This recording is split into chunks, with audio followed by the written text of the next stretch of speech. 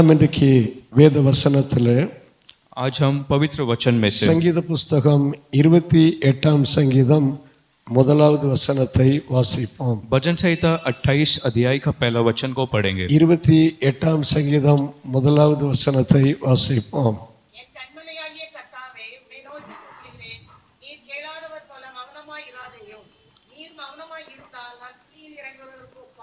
அல்லேலூயா. இந்த 28ஆம் சங்கீதம் முதலாவது வசனத்தில் தாவீது ஆண்டவரை பார்த்து சொல்லுகிறார், என் கன்மலையாகிய கர்த்தாவே உம்மை நோக்கி கூப்பிடுகிறேன். इस 28 अध्याय पहला मेरा चट्टान परमेश्वर मैं तुझे पुकारता हूँ. அல்லைய வேதத்தில் அநேக இடங்களிலே நாம் ஆண்டவரை குறித்து கன்மலை என்று பார்க்கிறோம். वचन में बहुत जगहों में हम परमेश्वर को चट्टान के रूप में देखते ஆனால் हैं. இந்த சங்கீதம் 28:1 தாவீது சொல்லும்போது, என் கன்மலையாகிய கர்த்தாவே என் கூப்பிடுதலுக்கு நீர் என்ன செய்யும், செவி கொடும். लेकिन इस भजन संहिता 28 के 1 में दाऊद कहता है, मेरा चट्टान परमेश्वर तू मेरे आवाज को सुन. இன்றைக்கு நாம் ஆராதிக்கிறது நம்முடைய கன்மலையாகிய கர்த்தரை और ஆராதிக்கிறோம். जिसकी हम आराधना करते हैं वो चट्टान परमेश्वर की हम आराधना करते हैं. அல்லையா, நாம பழைய ஏற்பாட்டிலே இந்த கன்மலை குறித்து பார்க்கிறோம். हम पुराने नियम में उस पर्वत के बारे में पढ़ते हैं. அல்லையா, நாம யாத்திராகமத்தின் புஸ்தகம் 17ஆம் அதிகாரத்திலே निर्गमन का 17 अध्याय में 6வது வசனத்திலே வாசித்தால், उसका 6 वचन में हम पढ़ते हैं तो இஸ்ரவேல் ஜனங்கள் எகிப்திலிருந்து புறப்பட்டார்கள். और मिस्र लोग इजरायली लोग मिस्र से बाहर निकले. அவர்கள் செங்கடலை கடந்த பிறகு ஒரு சில நாட்கள் பிரயாணம் பண்ணினார்கள் வனாந்தரத்தில். लाल समुद्र को पार करके उस मरुभूमि में 2-3 दिन उन्होंने यात्रा की. அவர்கள் கொண்டு வந்த தண்ணீர் எல்லாம் காலியான உடனே जो पानी वो ले आए थे जब सब समाप्त हो गया था, ஜனங்கள் தண்ணீர் இல்லாததுனால முறுமுறுக்க ஆரம்பித்தார்கள். क्योंकि पानी नहीं था, लोगों ने कुड़कुड़ाना चालू किया. மோசேயை நோக்கி அவர்கள் கூப்பிட ஆரம்பித்தார்கள், கதற ஆரம்பித்தார்கள். मूसा को देखते हुए लोग पुकारने लगे और रोने लगे. இது அவருடைய அந்த வனாந்தர பிரயாணத்தினுடைய ஆரம்பமாய் இருந்தது. ये उनकी मरुभूमि की यात्रा की शुरुआत थी.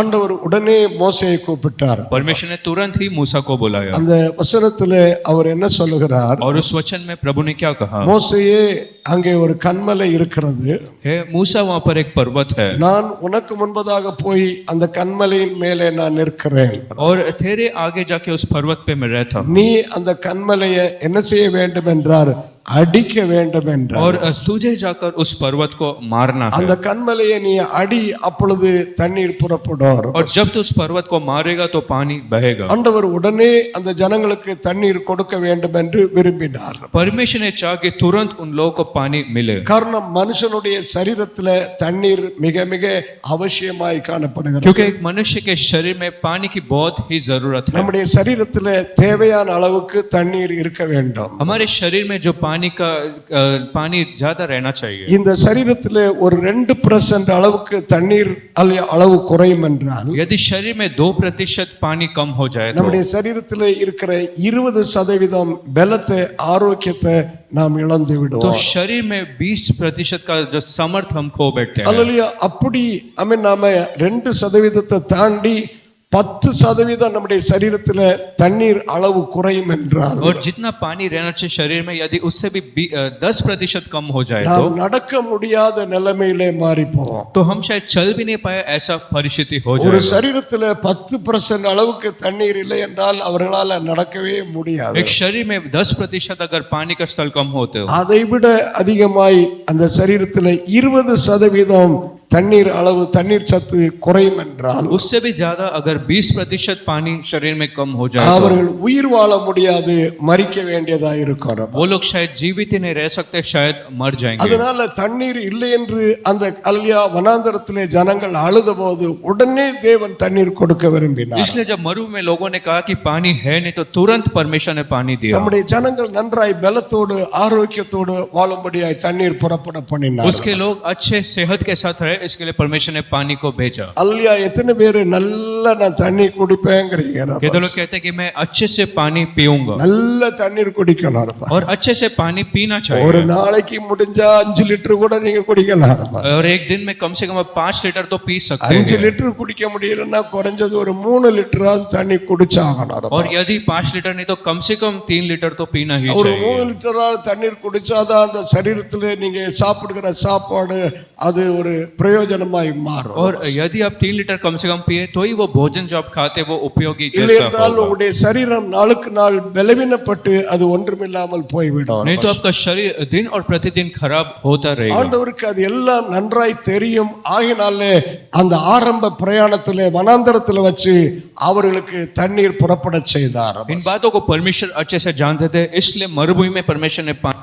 दिया। அந்த கன்மலை கிறிஸ்துவே என்று புதிய ஏற்பாட்டிலே நாம் பார்க்கிறோம். और नए नियम में पढ़ते कि वो छठ यीशु मसीह है। 1 கொரிந்தியர் 10 அதிகாரம் 4வது வசனத்தில் வாசித்தால் पहला कुरिन्थियर 10:4 में அப்போஸ்தலனாகிய பவுல் அந்த கொரிந்து சபைக்கு எழுதின போது वो प्रेरित पौलुस जब कुरिन्थ कलीसिया को लिख रहा கொரிந்து था சபைக்கு அவர் எழுதின போது சொல்றாரு, அல்லேலூயா, 40 வருஷமாய் அந்த கன்மலை அவர்களோடு கூட சென்றது. जब कुरिन्थ कलीसिया को लिखा तो 40 वर्ष वो चट्टान उनके साथ चला। அந்த கன்மலை யாரே என்று சொல்லுகிறார்? वो चट्टान कौन था करके वो அந்த कहता, கன்மலை கிறிஸ்துவே என்கிறார். वो चट्टान मसीह ही है। இந்த இஸ்ரவேலர்கள் 40 வருஷமாய் ஒரு இடத்திலிருந்து இன்னொரு இடத்திற்கு போய்க்கொண்டே இருந்தார்கள். ये इजरायली लोग मरुभूमि में एक जगह से दूसरा जगह जाते रहे। அப்படி ஒரு இடத்திலிருந்து இன்னொரு இடத்திற்கு புதிய இடத்திற்கு போகும்போது जब एक जगह से दूसरा जगह वो जाते थे அவர்களோடு கூட இருந்த கன்மலை அங்கே புது இடத்துல போய் இருக்கும்போது அந்த கன்மலை அங்கே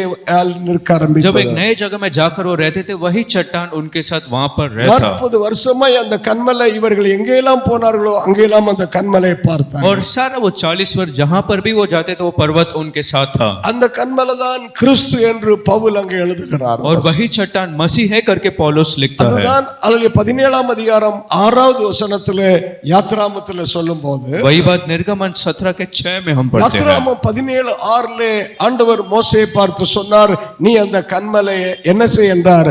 அடி என்றார். निर्गमन 17 के 6 में प्रभु ने कहा कि उस पर्वत को तू मार। மோசே அந்த கன்மலை அடித்தான், தண்ணீர் புறப்பட்டு வந்தது. और मूसा ने क्योंकि पर्वत को मारा तो पानी निकला। இது இன்றைக்கு நாம் காண்கிற குட் ஃப்ரைடேக்கு அடையாளமாய் और இருக்கிறது. आज जो गुड फ्राइडे का ये एक चिन्ह जैसा है। இந்த குட் ஃப்ரைடே எதை காண்பிக்கிறது? ये गुड फ्राइडे क्या बताता है? அல்லேலூயா, கிறிஸ்துவனுடைய அந்த பாடுகள், உபத்திரவங்கள், அல்லேலூயா, வேதனைகளை और காண்பிக்கிறது. मसीह का दुख, वेदना और वो यातनाएं है। யெசாயாவின் புத்தகம் 53:5 வாசித்தால் यशायाह 53 का 3 को पढ़े तो அவர் நம்முடைய பாவங்களுக்காக என்ன செய்யப்பட்டார்?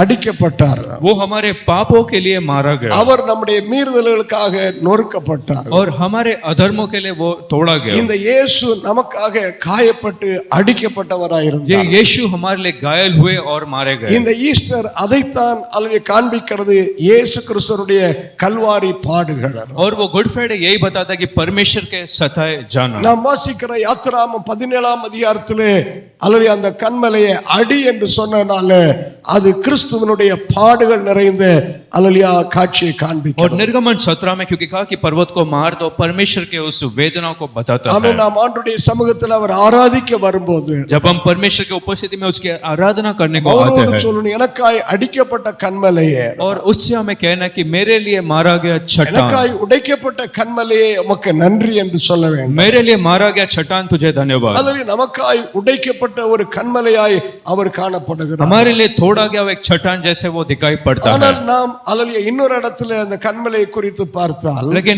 एक और जगह जब हम उस पर्वत को देखते हैं, என்னாகமம் 20ஆம் அதிகாரத்திலே அல்லேலூயா, ஆமென், மறுபடியுமாய் அந்த ஜனங்கள் தண்ணீருக்காய் முறுமுறுத்தார்கள். जब गिनती 20वां अध्याय में फिर एक बार लोग पानी के लिए कुड़कुड़ाए। என்னாகமத்தின் புத்தகம் 20ஆம் அதிகாரத்திலே निर्गमन के 20वें अध्याय में இது ஆமென், யூதர்கள் இஸ்ரவேலர்கள் 40 வருஷமாய் அந்த வனாந்தரத்திலே அல்லேலூயா, ஆமென், நடந்து விட்டார்கள்.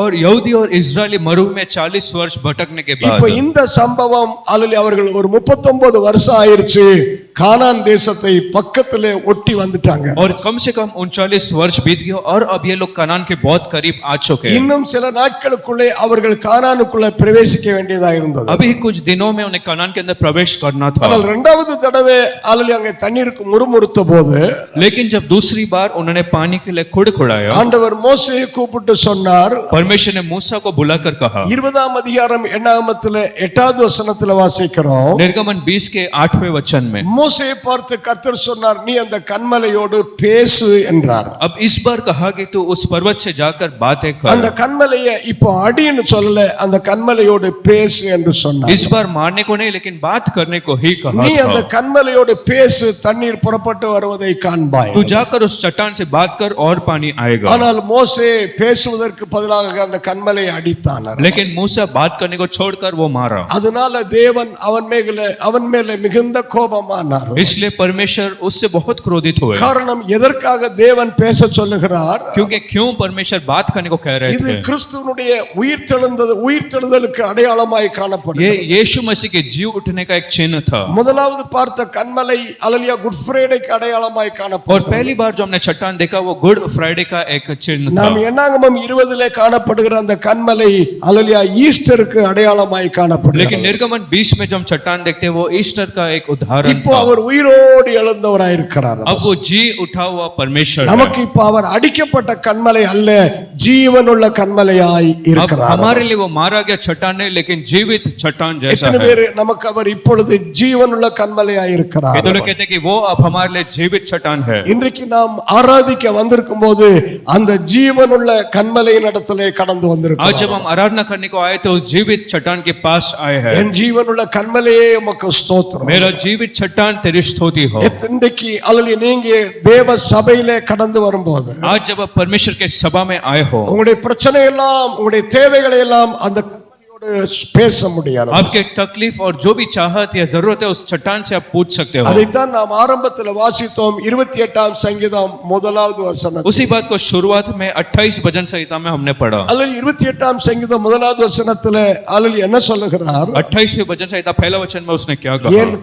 என் கன்மலையாகிய கர்த்தாவே, உம்மை நோக்கி கூப்பிடுகிறேன், நீர் மௌனமாயிராதேயும். और चट्टान तुझे मैं पुकारता हूं तू चुप मत रह. உம்மை நோக்கி, என் கன்மலையாகிய கர்த்தாவே, உம்மை நோக்கி நான் கூப்பிடுகிறேன். और तेरी और मैं दुहाई देता हूं. இன்றைக்கு ஆராதனையில நீங்க சொல்லுங்க, என் கன்மலையாகிய கர்த்தாவே, உம்மை நோக்கி நான் கூப்பிடுகிறேன். आज आराधना में आप कह सकते कि मेरा चट्टान में तुझे दुहाई देता हूं तो सुन. அந்த கன்மலை நோக்கி கூப்பிடுகிற ஒரு அனுபவத்திலே வர வேண்டியது उस चट्टान की और दुहाई देने वाला एक अनुभव में हमें आना चाहिए. ஜீவனுள்ள கன்மலையின் இடத்திலே நம்முடைய பிரச்சனைகளை சொல்ல வேண்டும். उस जीवित चट्टान के पास हमारे समस्याओं को बोलना चाहिए. ஜீவனுள்ள கன்மலையின் இடத்திலே நம்முடைய இருதயத்தினுடைய பாரங்களை இறக்கி வைக்க வேண்டும். उस जीवित चट्टान के पास हमारे बोझ को उतारना चाहिए. அந்த ஜீவனுள்ள கன்மலை நமக்கு இன்றைக்கு இருக்கிறபடினால் ஆமென், ஈஸ்டர் நாள்ல கொண்டாடுவது போல அவருடைய சமூகத்திலே ஆமென் நன்றாய் ஜெபிக்க முடியும். और क्योंकि वो जीवित चट्टान हमारे पास है, उस ईस्टर के दिन जैसा हम अच्छे से उसकी आराधना कर सकते Praise the Lord. हैं. प्रभु की स्तुति हो. ஆமென். நம்முடைய கிறிஸ்து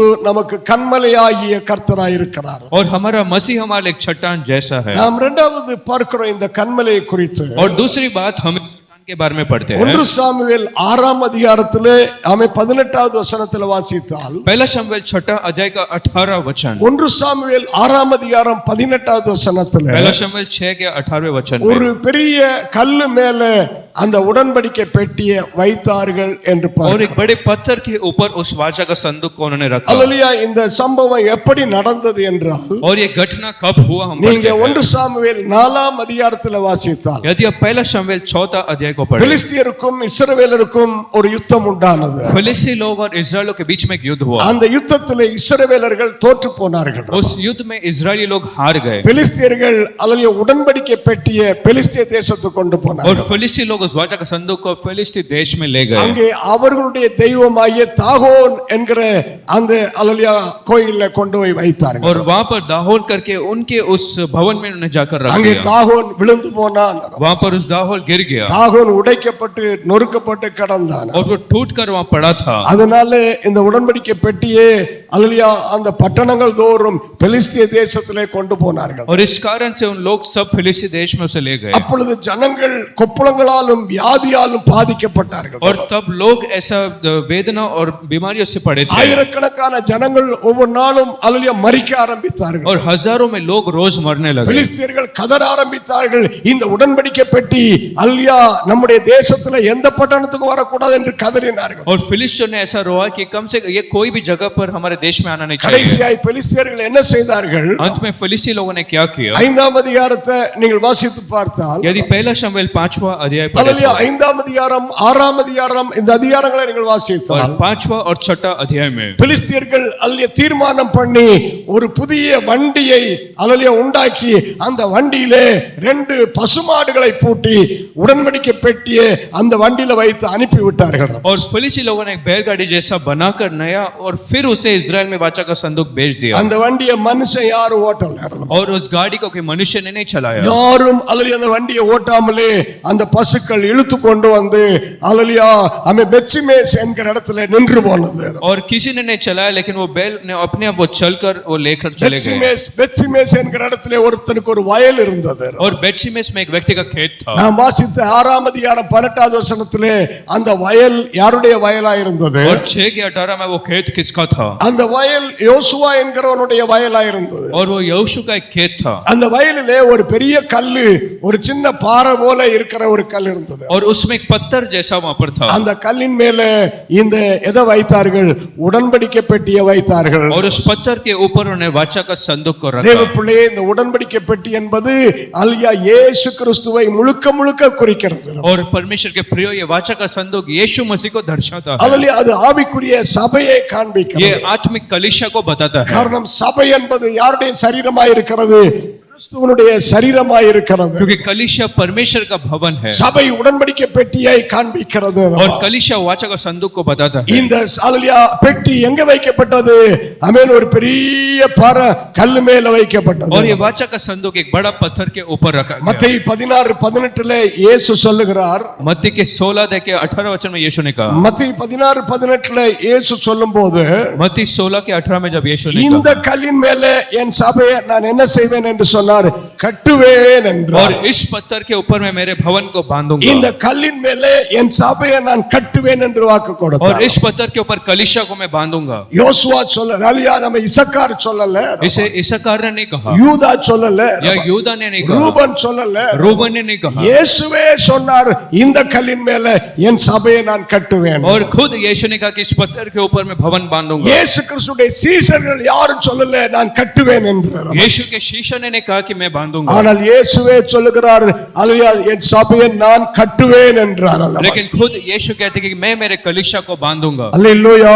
हालेलुया. எத்தனை பேர் விசுவாசிக்கிறோம்? இயேசு கிறிஸ்து சபையை கட்டுகிறவராய் இருக்கிறார் கல்லின் மேல். कितने लोग विश्वास करते हैं पत्थर के ऊपर यीशु अपने कलीसिया को बांधता है. ஆனால் மனுஷன் கட்டுவது போல அவர் கட்டவில்லை. लेकिन जिस प्रकार से एक मनुष्य बांधता है वैसा वो नहीं बांधता 1 है. பேதுரு 2ஆம் அதிகாரம் 4-5 வசனங்கள்ல வாசித்தால் और पहला पत्र दूसरा अध्याय का 5 या 7 वचन तक पढ़े तो அவர் சபையை ஜீவ கல்லுகளால் கட்டுகிறார். वो कलीसिया को जीवित पत्थरों से बांधता है. சபையை ஜீவ கல்லுகளால் கட்டி எழுப்புகிற கர்த்தராய் இருக்கிறார். कलीसिया को जीवित पत्थरों से बांधने वाला परमेश्वर है. ஜீவ கல்லுகளாய் இருப்பது யார் இன்றைக்கு? और जीवित पत्थर कौन है? எத்தனை பேர் சொல்ல முடியும் நாமே அந்த ஜீவ கல்லுகளாய் இருக்கிறோம்? कितने लोग कह सकते हैं कि आज हम ही वो जीवित पत्थर அவர் हैं. செங்கல் கொண்டு கட்டல, கல்லு கொண்டு கட்டல, ஜீவ கல்லுகளாகிய நம்மை கொண்டு சபையை கட்டி वो எழுப்புகிறார். ईंट हो या पत्थर से नहीं बांधता लेकिन हम जैसे जीवित पत्थरों से वो बांधता है. Praise the Lord. प्रभु की स्तुति हो. ஒரு சுவரை அல்லேலூயா ஒரு சுவரை கொத்தனார் கட்டி கொண்டு வரும்போது और जब एक दीवार को एक बांधता है ஒவ்வொரு செங்கலாய் சுவர்ல வச்சு மேல கொண்டு வருவான். और हर एक ईंट को वो रखे एक दीवार को बांधा जाता சில है. செங்கல் அல்லேலூயா அந்த கொத்தனார் வைக்கிற இடத்துல மற்ற கூட மற்ற செங்கலோட ஒட்டாது.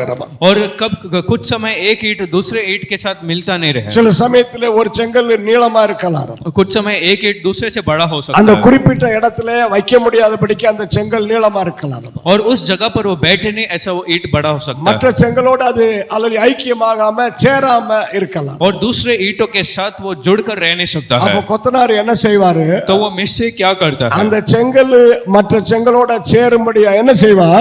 वो ईंट दूसरे पत्थरों के साथ मिले, इसलिए वो क्या करता है, அவனுடைய கையில ஒரு கரண்டி இருக்கும். उसके हाथ में कुछ रहता அந்த है, கரண்டியை வச்சு செங்கலை ஒரு போடு டமார்னு போட்டோம்னா துண்டாகும், தூக்கி கொண்டு போய் அதுல வச்சிருவான். उस ईंट को वो मारता है और जब वो टूट जाता है तो वहां पर रखता ஒரு है. செங்கல் அல்லது ஒரு ஜீவக்கல்லு இன்னொரு ஜீவக்கல்லோட அது இணையல ஒட்டலைன்னு சொன்னா சபை வளர்றதுக்காக ஒட்டல, அது இணையலன்னு சொன்னா கர்த்தர் உடைச்சிடுவாரு. और जब एक जीवित पत्थर दूसरे के साथ जोड़कर ऐसा परमेश्वर के भवन के लिए नहीं काम आते, तो परमेश्वर भी तोड़ सकते அவர் हैं. தட்ட வேண்டிய இடத்துல தட்டி சரியாகி அதுல சேர்த்துப்பாரு. और जिधर मारना है वहां पर मार के वो जोड़ेंगे. எத்தனை பேர் ஆண்டவரே நீர் தட்டாமலே நானு அல்லேலூயா, और कितने लोग कहते हैं कि मुझे मारे बिना ही मैं जुड़ जाऊंगा, நீர் தட்ட வேண்டிய நிலைமை வராதபடிக்கு நானு மற்ற கல்லுகளோட இணைஞ்சுக்கிறேன் பாரு. और तू मुझे मारे ने ऐसा परिस्थिति में जुड़ जाऊंगा. அல்லேலூயா. हालेलुया. எந்த ஜீவ கல்லுக்கும் சபைக்குள்ள கரண்டி தேவை இல்லைன்னு நினைக்கிறேன், உடைக்கிறது. और किसी भी जीवित पत्थर को कलिशा में ऐसा मारा नहीं जाना मैं இதுல सोचता வேற हूं. நம்ம சபைக்குள்ள எந்த கல்லுக்கும் அல்ல கரண்டி தேவை இல்லை உடைக்கிறதுக்கு. और कितने लोग कहते हैं कि हमारे कलिशा में किसी को भी मारने की जरूरत எல்லாரையும் नहीं, ஐக்கியமாய் பயன்படுத்த விரும்புகிறார். और सबको एकत्र करके परमेश्वर जोड़ते அப்பதான் हैं, சபை வளர முடியும். और तभी कलिशा बढ़ सकता है, அப்பதான் கர்த்தருடைய அந்த அல்லேலூயா கட்ட முடியும், சபை கட்டி எழுப்பப்பட முடியும். और तभी कलिशा बढ़ सकता है. அது ஒண்ணு தண்ணிக்கு ஒண்ணு வெட்டைக்கு இழுத்தால் அல்ல அது சபை காரியங்கள்ல ஒண்ணு நடக்காது. और जब अलग अलग होता है तो परमेश्वर के कार्यों के लिए काम नहीं करता. ஆண்டவருக்கு நன்றி சொல்ல வேண்டும், அவர் இந்த சபையை और परमेश्वर को धन्यवाद देना क्योंकि परमेश्वर कहता है कि मैं कलिशा को बांधूंगा. அல்லேலூயா, हालेलुया. அல்லேலூயா. हालेलुया. சபைக்குள்ளே கர்த்தர் நம்மை வைத்திருக்கிற இடத்திலே அவருடைய நாம மகிமைக்காக, சபையினுடைய வளர்ச்சிக்காக, சபையினுடைய பலத்துக்காக நாம் உறுதியாய் நிற்க வேண்டியது அவசியம். और कलिशा में जिस जगह पर परमेश्वर ने रखा वहां पर परमेश्वर के लिए आपको रहना है. இந்த சுவர்ல 4 செங்கலை 2 உடைச்சு எடுத்தாச்சுன்னா சுவருக்கு என்ன இருக்கும்? கொஞ்சம் பலவீனம் இருக்கும். यदि दीवार में मार के 2-3 ईंट को बाहर निकाले तो दीवार कमजोर हो जाता है. தூணை அல்லது தூக்குனா அல்லது பலவீனமாயிரும். और यदि कुछ ऐसा चीजों को निकाले तो वो कमजोर हो அப்ப जाएगा. எப்படியாவது கர்த்தருடைய நாம மகிமைப்பட வேண்டும் என்று நாம் கர்த்தரை மகிமைப்படுத்த வேண்டும். तो परमेश्वर के नाम के लिए महिमा लाने के लिए हम एक महिमा जैसा जीना है. எத்தனை பேர் சபைக்குள்ள எப்படியாவது உம்முடைய நாமம் என் மூலமாய் மகிமைப்பட வேண்டும் ஆண்டவரே. और कहते लोग कहते हैं कि कलिशा में प्रभु तेरा नाम मेरे द्वारा महिमा होना அல்லேலூயா. चाहिए. हालेलुया. இன்னைக்கு சென்னை பட்டணத்திலே அல்ல சபைகள் நிறைய பெருகிட்டு இருக்குதா. और आज चेन्नई में बहुत से कलिशा बढ़ रही ऐसा सुनने आता है. எப்படி அவர்கள் சபை தெருவுக்கு 10-15 சபைகள் இருக்கும். और कम से कम सड़क में 6 या 7 10 ऐसा कलिशा அதுல है. அங்க நடக்கிறதெல்லாம் ஒரு சபைக்கு போறவன இன்னொரு சபைக்கு இழுத்துருவாரு. और वहां पर चलने वालों को एक कलिशा वाला दूसरा कलिशा में खींच लेता है. என்னத்தையாவது சொல்லி பொருளிய கலப்பி அபாண்டமா பழி சொல்லி எதையாவது சொல்லி ஆமென் இழுக்க பாப்பார். और कुछ भी बोलते वो अपने कलिशा में लोगों को खींच लेते हैं. அல்லேலூயா. हालेलुया. எத்தனை பேர் இழுக்க எவனாலும் முடியாதுங்கறீங்க. और कितने लोग कहते हैं कि हमें कोई खींच नहीं सकता. அல்லேலூயா. हालेलुया. கொஞ்சம் கரத்தை உயர்த்தி சொல்லி எங்களை இழுக்க எவனாலும் முடியாது. थोड़ा हाथ रखो कि कोई खींच नहीं सकता இழுக்க है. எவனாலும் முடியாது. और कोई भी खींच नहीं सकता है. அல்லேலூயா. हालेलुया. அல்லேலூயா. हालेलुया. கர்த்தர் நம்ம அவருடைய மகிமைக்காக வைத்திருக்கிறார். और प्रभु ने हमें अपनी महिमा के लिए लाया है. அவருடைய மகிமைக்காய் கட்டி எழுப்புகிறார். उसकी महिमा के लिए वो बांध कर खड़ा करता है. இன்னும் பலப்பட உறுதிப்பட கர்த்தர் பலப்படுத்துகிறார். और बलवंत करने के लिए और स्थिर करने के लिए वो बलवंत करता है. நாம் அடுத்து அல்லேலூயா சங்கீதம் 40:2 வாசித்தால், उसके बाद भजन संहिता 40 के 2 में हम पढ़ते हैं. 40ஆம் சங்கீதம் 2வது வசனத்திலே வாசித்தால், भजन संहिता 40 के 2 में உளையான சேற்றிலிருந்து என்னை அவர் தூக்கி எடுத்தார். और அல்லேலூயா. உளையான குழியிலும் சேற்றிலும் இருந்து என்னை தூக்கி அல்லேலூயா கன்மலை மேலே என்னை நிறுத்தி இருக்கிறார். और दलदल की खींच से मुझे बाहर निकालकर चट्टान पर वो खड़ा किया இந்த है. கன்மலை என்பது சபையை காண்பிக்கிறது. और एक चट्टान कलीसिया को बताता है. கன்மலையாகிய கிறிஸ்துவின் மேலே நம்மை இன்றைக்கு நிறுத்தி இருக்கிறார் ஆராதிக்கும்படியா. उस चट्टान यीशु मसीह में उसने खड़ा किया आराधना करने के लिए. ரட்சிக்கப்படுறதுக்கு முன்னால நாம் எங்கே கடந்தோம் என்று சொல்லுகிறார். उधर पाने से पहले हम लोग कहां पर पड़े थे? உளையான சேற்றிலே அல்லவா.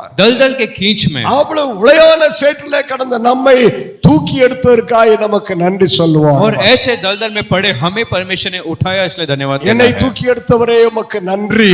मुझे उठाकर खड़ा किया इसलिए धन्यवाद। இன்னைக்கு अनेகர் நீங்க மட்டும் சபைக்குள்ள வராமல் இருந்திருந்தால், आज अगर आप बहुत सारे लोग आप में से अगर कलीसिया में नहीं आते तो, நீங்க கிறிஸ்துவுக்குள்ள வராமல் இருந்திருந்தால், यदि आप लोग मसीह में नहीं आते तो உங்களுடைய நிலைமை பரிதாபமாய் போயிருந்திருக்கும். आपका परिस्थिति खराब हो गया ஆனால் होगा। கர்த்தருடைய கிருபை நம்மேல் கடந்து வந்ததற்காய் நன்றி சொல்லுவார். लेकिन परमेश्वर का कृपा हम पर आया इसलिए धन्यवाद कहना है। அல்லேலூயா. हालेलुया।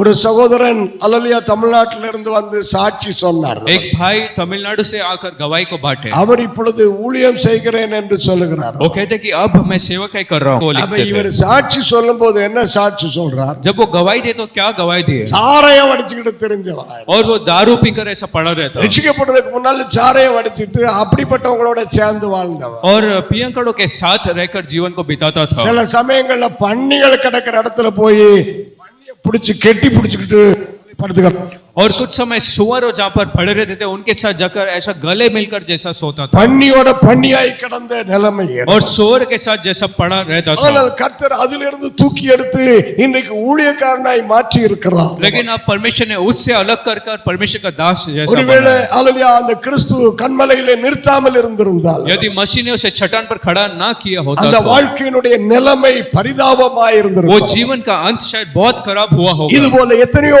சாட்சிகளை நாம பார்க்க इस முடியும். प्रकार से बहुत से गवाहियों को हम देखते இந்த हैं। சபைக்குள்ளே ஒரு காலத்துல ஒரு சகோதரனுடைய பேரு லோகநாதன். और लोगनादन करके एक व्यक्ति का नाम था। அவர் குதிரை பந்தயத்துல போய் பைசா கட்டுவார். और जहाँ पर रेस कोर्स होता था वहां पर वो जाकर पैसा लगाता அது था இருக்கிற எல்லாம் காலியாக்கி கடன் பிரச்சனையில பிசினஸ் எல்லாம் இழந்து போனான். और सारा पैसा गवाकर और नौकरी व्यापार सब खो दिया। கடைசி தற்கொலை நேரத்துல அல்லேலூயா நெருங்கிட்டு இருக்கும் போது और अंत में आत्महत्या के बहुत करीब जब இயேசுவை பிடிக்க ஆரம்பிச்சாங்க. वो यीशु को पकड़ने लगा கர்த்தர் ஒரு அழிவின் பாதையிலிருந்து அவர்களை வெளியே கொண்டு வந்தார். और नाश होने से परमेश्वर ने उसे बाहर निकाला। Lord, hallelujah. प्रभु की स्तुति हो। அழிவிலிருந்து தப்பிக்க கர்த்தர் உதவி செய்தார். और नाश होने से परमेश्वर ने एक मार्ग को उसे எத்தனை बनाया। பேர் என்னை தூக்கி எடுத்தீரே உமக்கு நன்றி. ये तो लोग कहते हैं मुझे बाहर निकाला तुझे धन्यवाद। நிறுத்தினீரே உமக்கு நன்றி. चट्टान पर खड़ा किया तुझे धन्यवाद। இது அவருடைய சுத்த கிருபை. ये उसका अनुग्रह ही है। என் கன்மலையாகிய கிறிஸ்துவே உமக்கு நன்றின்னு சொல்லுவோம். मेरा चट्टान यीशु मसीह तेरा धन्यवाद हो। அல்லேலூயா. हालेलुया।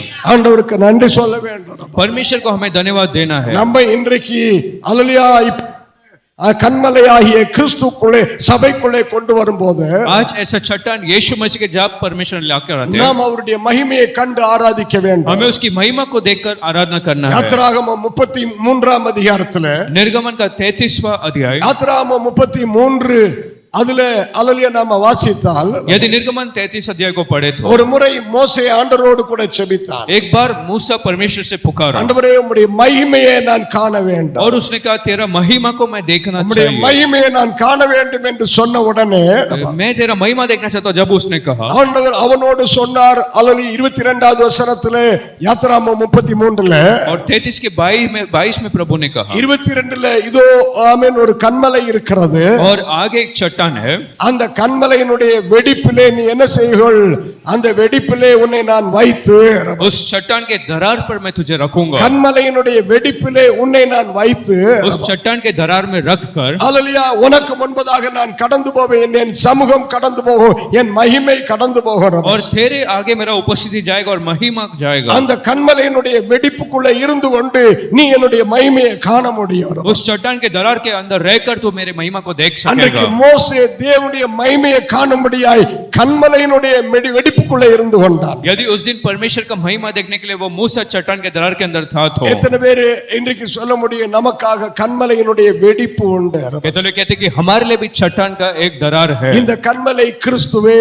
ये चट्टान मसीह यीशु है। அவர் நமக்காக பிளவுண்ட கன்மலையாய் மாறி वो இருக்கிறார். हमारे लिए तोड़ा गया वो चट्टान जैसा है। அல்லேலூயா ஆமென்.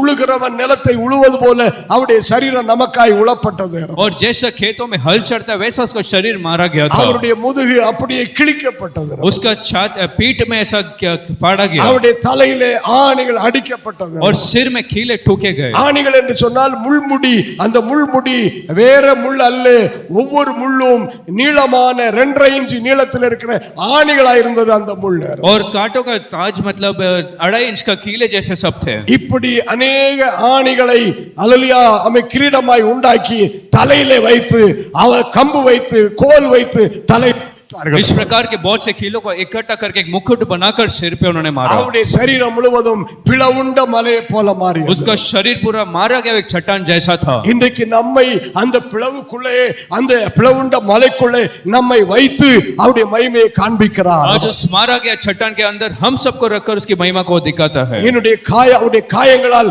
நம்முடைய அவருடைய தழும்புகளால் நாம் குணமாகிறோம். उसके मार खाने से हम चंगा पाते हैं. இத்தனை பேர் ஆண்டவரே உம்முடைய அல்லேலூயா பிளவுண்ட உம்முடைய காயங்களுக்குள்ளே நான் இருந்து கொண்டு காண விரும்புகிறேன். और कहते हैं कि तेरे मारे गए उस चट्टान के अंदर रहकर मैं अद्भुतों को देखता हूं. அவருடைய காயங்களுக்குள்ளே நம்மை வைத்துக்கொண்டு அற்புதங்களை காண வைக்கிறார். उसके गांव के अंदर हमें रखकर वो अद्भुतों को दिखाते हैं. அவருடைய வல்லமையை காண வைக்கிறார். उसके अभिषेक को देखने को रखता அவருடைய है. மகிமையை காண வைக்கிறார். उसके महिमा को वो दिखाता है பிளவுண்ட மலைக்குள்ளே நம்மை வைத்திருக்கிறார். और मारा गया चट्टान के अंदर वो रखता है. யெஷயாவின் புத்தகம் 51ஆம் அதிகாரம் 1வது வசனத்திலே, यशायाह 51 अध्याय का पहला वचन, யெஷயாவின் புத்தகம் 51ஆம் அதிகாரம் 1வது வசனத்திலே வாசித்தோம். यशायाह का 51 अध्याय का पहला वचन, அவர் வெட்டி எடுக்கப்பட்ட கன்மலை என்கிறார். वो मार के निकाला गया वो चट्टान அந்த जैसा, வெட்டி எடுக்கப்பட்ட கன்மலையை நீங்கள் நோக்கி பாருங்கள், நீங்கள் கவனித்து பாருங்கள் என்கிறார். और उस मार के निकाला गया चट्टान को देखकर आप देखो. அல்லேலூயா. நமக்காக அமே சாதாரண கன்மலை அல்ல,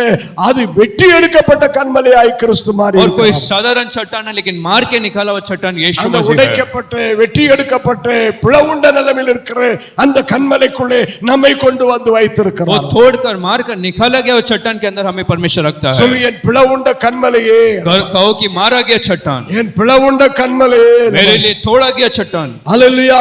அந்த பிளவுண்ட கன்மலையிலே என்னை வைத்து ஆசீர்வதிச்சிருக்கிறபடியால் நன்றி. उस तोड़कर रखा हुआ चट्टान के अंदर मुझे रखा, धन्यवाद. அல்லேலூயா. हालेलुया. நீங்க உன்னத பாட்டுகள் 2ஆம் அதிகாரத்துல, यदि आप लोग श्रेष्ठ गीत के दूसरे अध्याय में உன்னத பாட்டுகள் 2ஆம் அதிகாரம் 14வது வசனத்துல और வாசித்தோம். श्रेष्ठ गीत दूसरा अध्याय का 14 वचन, உன்னத பாட்டுகள் 2:14 வாசிக்கும் போது, श्रेष्ठ दूसरा अध्याय का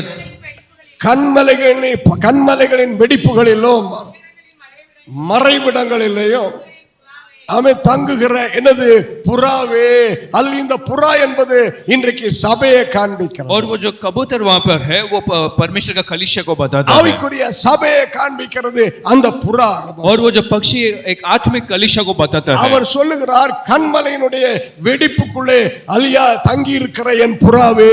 और उस चट्टान के दरार के अंदर बैठा हुआ वो कबूतर. इतने பேரு அல்லது அந்த கன்மலையினுடைய வெடிப்புக்குள்ளே நம்மை ஒரு புறாவை போல வைத்து பார்க்க और வேண்டும். कहते लोग कहते हैं कि चट्टान के दरार के अंदर एक पक्षी के जैसा रखकर हमें देखना இத चाहता है. போல வைத்து பார்க்க விரும்புகிறார். ஒரு புறாவை போல வைத்து பார்க்க एक कबूतर के अंदर रख के देखना चाहता है. அந்த புறா ஒரு சுத்தமான புறா. और वो कबूतर एक पवित्र या शुद्ध நம்மை कबूतर है. அப்படி ஒரு பரிசுத்தமான ஒரு புறாவை போல மாற்ற விரும்புகிறார். एक पवित्र एक पक्षी जैसा वो रखता है. பரிசுத்த ஆவியானவருக்கு அடையாளமாய் காணப்படுகிற புறா. और पवित्र आत्मा का एक चिन्ह जैसा वो करता है. அல்லேலூயா. பரிசுத்த ஆவியானவருக்கு அடையாளமாய் காணப்படுகிற पवित्र आत्मा के एक उदाहरण के रूप में वो बनाता है. அல்லேலூயா. சில சமயங்களிலே பலியாகக்கூடிய புறாவா இருக்கிறது. कुछ समय एक बलि चढ़ाया जैसा है. ஒரு மனுஷன் ஆடோ அல்லேலூயா வேற மிருகமோ பலி செலுத்த கொண்டு வர முடியலன்னு சொன்னா, यदि कोई व्यक्ति एक जानवर को बलि चढ़ाने को ला नहीं पाता है, ரொம்ப தரித்திரனா இருந்தால் அவன் என்ன கொண்டு வர வேண்டுமா? புறா குஞ்சுகளை கொண்டு और வர यदि बहुत गरीब रहेगा तो एक पक्षी या कबूतर को लेकर आता था. அல்லேலூயா. பலியாகக்கூடிய புறாவாய் பார்க்கிறோம். और बलि चढ़ा हुआ एक कबूतर जैसा हम எத்தனை देखते பேர் हैं. கிறிஸ்துவுக்காக வாழ்க்கையை அர்ப்பணிக்கிறேன்னு சொல்றோம். கிறிஸ்துவுக்காக பலியாகிற புறாவை போலவோ அதில் அர்ப்பணிக்கிறேன் எத்தனை பேர் ஒப்பு और கொடுக்கிறோம்? कहते हैं कि मसीह के लिए जीवन समर्पण करने वाला एक बलि देने वाला जीवन जैसा जीता. கரத்தை உயர்த்தி சொல்ல, இயேசுவே உமக்காக அல்லேலூயா பலியாகிற புறாவை போல அல்லேலூயா என்னை சமர்ப்பிக்கிறேன் அப்பா. और हाथ उठाकर कहो कि तेरे लिए बलि चढ़ा हुआ कबूतर जैसा मैं ஆமென். रहता हूँ. என்னுடைய வாழ்க்கையை உமக்கென்று मेरा சமர்ப்பிக்கிறேன். जीवन तेरे लिए सौंपता हूँ. அல்லேலூயா. हालेलुया. ஒரு சமர்ப்பணத்தோடு அந்த கன்மலையினுடைய வெடிப்புக்குள்ளே நாம் இருக்க வேண்டியது அவசியம். और एक समर्पण के साथ उस चट्टान के दरार में हमें रहना है. அல்லேலூயா. இந்த புறாவை பார்த்தால் எப்போதும் கண்களிலிருந்து கண்ணீர் வடிந்து கொண்டே இருக்கணும். और जब उस कबूतर को आप देखते तो हमेशा उसके आंखों से एक आंसू जैसा निकलता அது है. ஜெபத்திலே வடிக்கிற கண்ணீராய் காணப்பட வேண்டும். और वो प्रार्थना में बहने वाले एक आंसू जैसा दिखाई देना चाहिए. வாழ்க்கை என்று சொன்னால் அல்லேலூயா ஒரு கண்ணீர் நிறைந்த வாழ்க்கையாய் காணப்படும். और आत्मिक जीवन कहेंगे तो आंसुओं से भरा एक जीवन है. ஆமென். இந்த கன்மலையினுடைய வெடிப்புக்குள்ளே வருகிற புறாவாய் இருக்கும்போது கண்களிலே கண்ணீர் நிறைந்த கண்களாய் அல்லேலூயா அவர் மாற்றுகிறார். इस चट्टान के दरार में कबूतर अगर बनना है तो आंखों में हमेशा आंसू रहता है. ஒரு நாள் அந்த புறாவினுடைய கண்ணீர் துடைக்கப்படுவது போல நம்முடைய கண்கள் எல்லாம் அல்லேலூயா கண்ணீர் துடைக்கப்படுவதை காண முடியும். और एक दिन जैसा कबूतर का वो आंसू पोंछा जाता है वैसे हमारे आंसू पोंछे जाएंगे. அல்லேலூயா.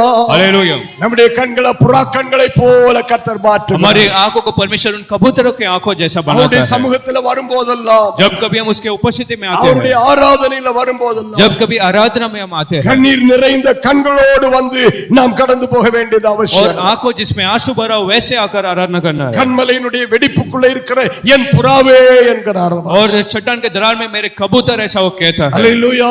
हालेलुया. ஆண்டவருக்கு நன்றி சொல்லுவோம். கண்மலையினுடைய வெடிப்புக்குள்ளே இருக்கிற ஒரு புறாவை போல நம்மை और மாற்றி. परमेश्वर को धन्यवाद देने की चट्टान के दरार में कबूतर जैसा प्रभु रखता है. அல்லேலூயா.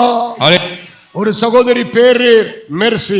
और एक बहन जिसका नाम मर्सी है. அல்லேலூயா. கேரளாவிலே பிறந்து வளர்ந்து அவள் சின்ன வயசுல அடிக்கடி அவளுக்கு வலிப்பு நோய் வந்தது. और केरला में जो रहती थी उसे हमेशा मिर्गी का बीमारी था. அவளுடைய பெற்றோர்கள் மிகவும் ஏழையா இருந்தார்கள். उसके माता पिता बहुत गरीब थे. அவள் வளர்ந்து வரும்போது படிக்க வைக்க கூட அவர்களுக்கு முடியல. और जब वो बढ़ रही थी तो उसे पढ़ा भी नहीं हो पा रहे காரணம் थे. அவளுக்கு அல்லேலூயா அந்த வியாதியினால ஆமென் செலவழித்தார்கள் நிறைய. क्योंकि सारा पैसा उसके बीमारी ठीक करने के लिए उन्होंने खर्च किया. கடைசியாய் அவளுக்கு எப்படியோ அல்லேலூயா ஆமென் ஒரு நர்சிங் படிக்கிறதுக்கு ஆண்டவர் கிருபை செய்தார். और अंत में प्रभु ने कृपा किया कि वो नर्सिंग को खत्म कर पाए. பஞ்சாப்ல ஒரு நர்சிங் காலேஜ்ல போய் படிக்க ஆண்டவர் உதவி செய்தார். और पंजाब में एक नर्सिंग कॉलेज में पढ़ने के लिए प्रभु ने मदद किया. அதெல்லாம் படிச்சு முடிச்சிட்டு அவளுக்கு அமெரிக்காவுல நர்சிங் ஜாப் வேலை கிடைச்சது. और वो पढ़ाई पूरा करने के बाद अमेरिका में उसे नौकरी मिला. அல்லேலூயா.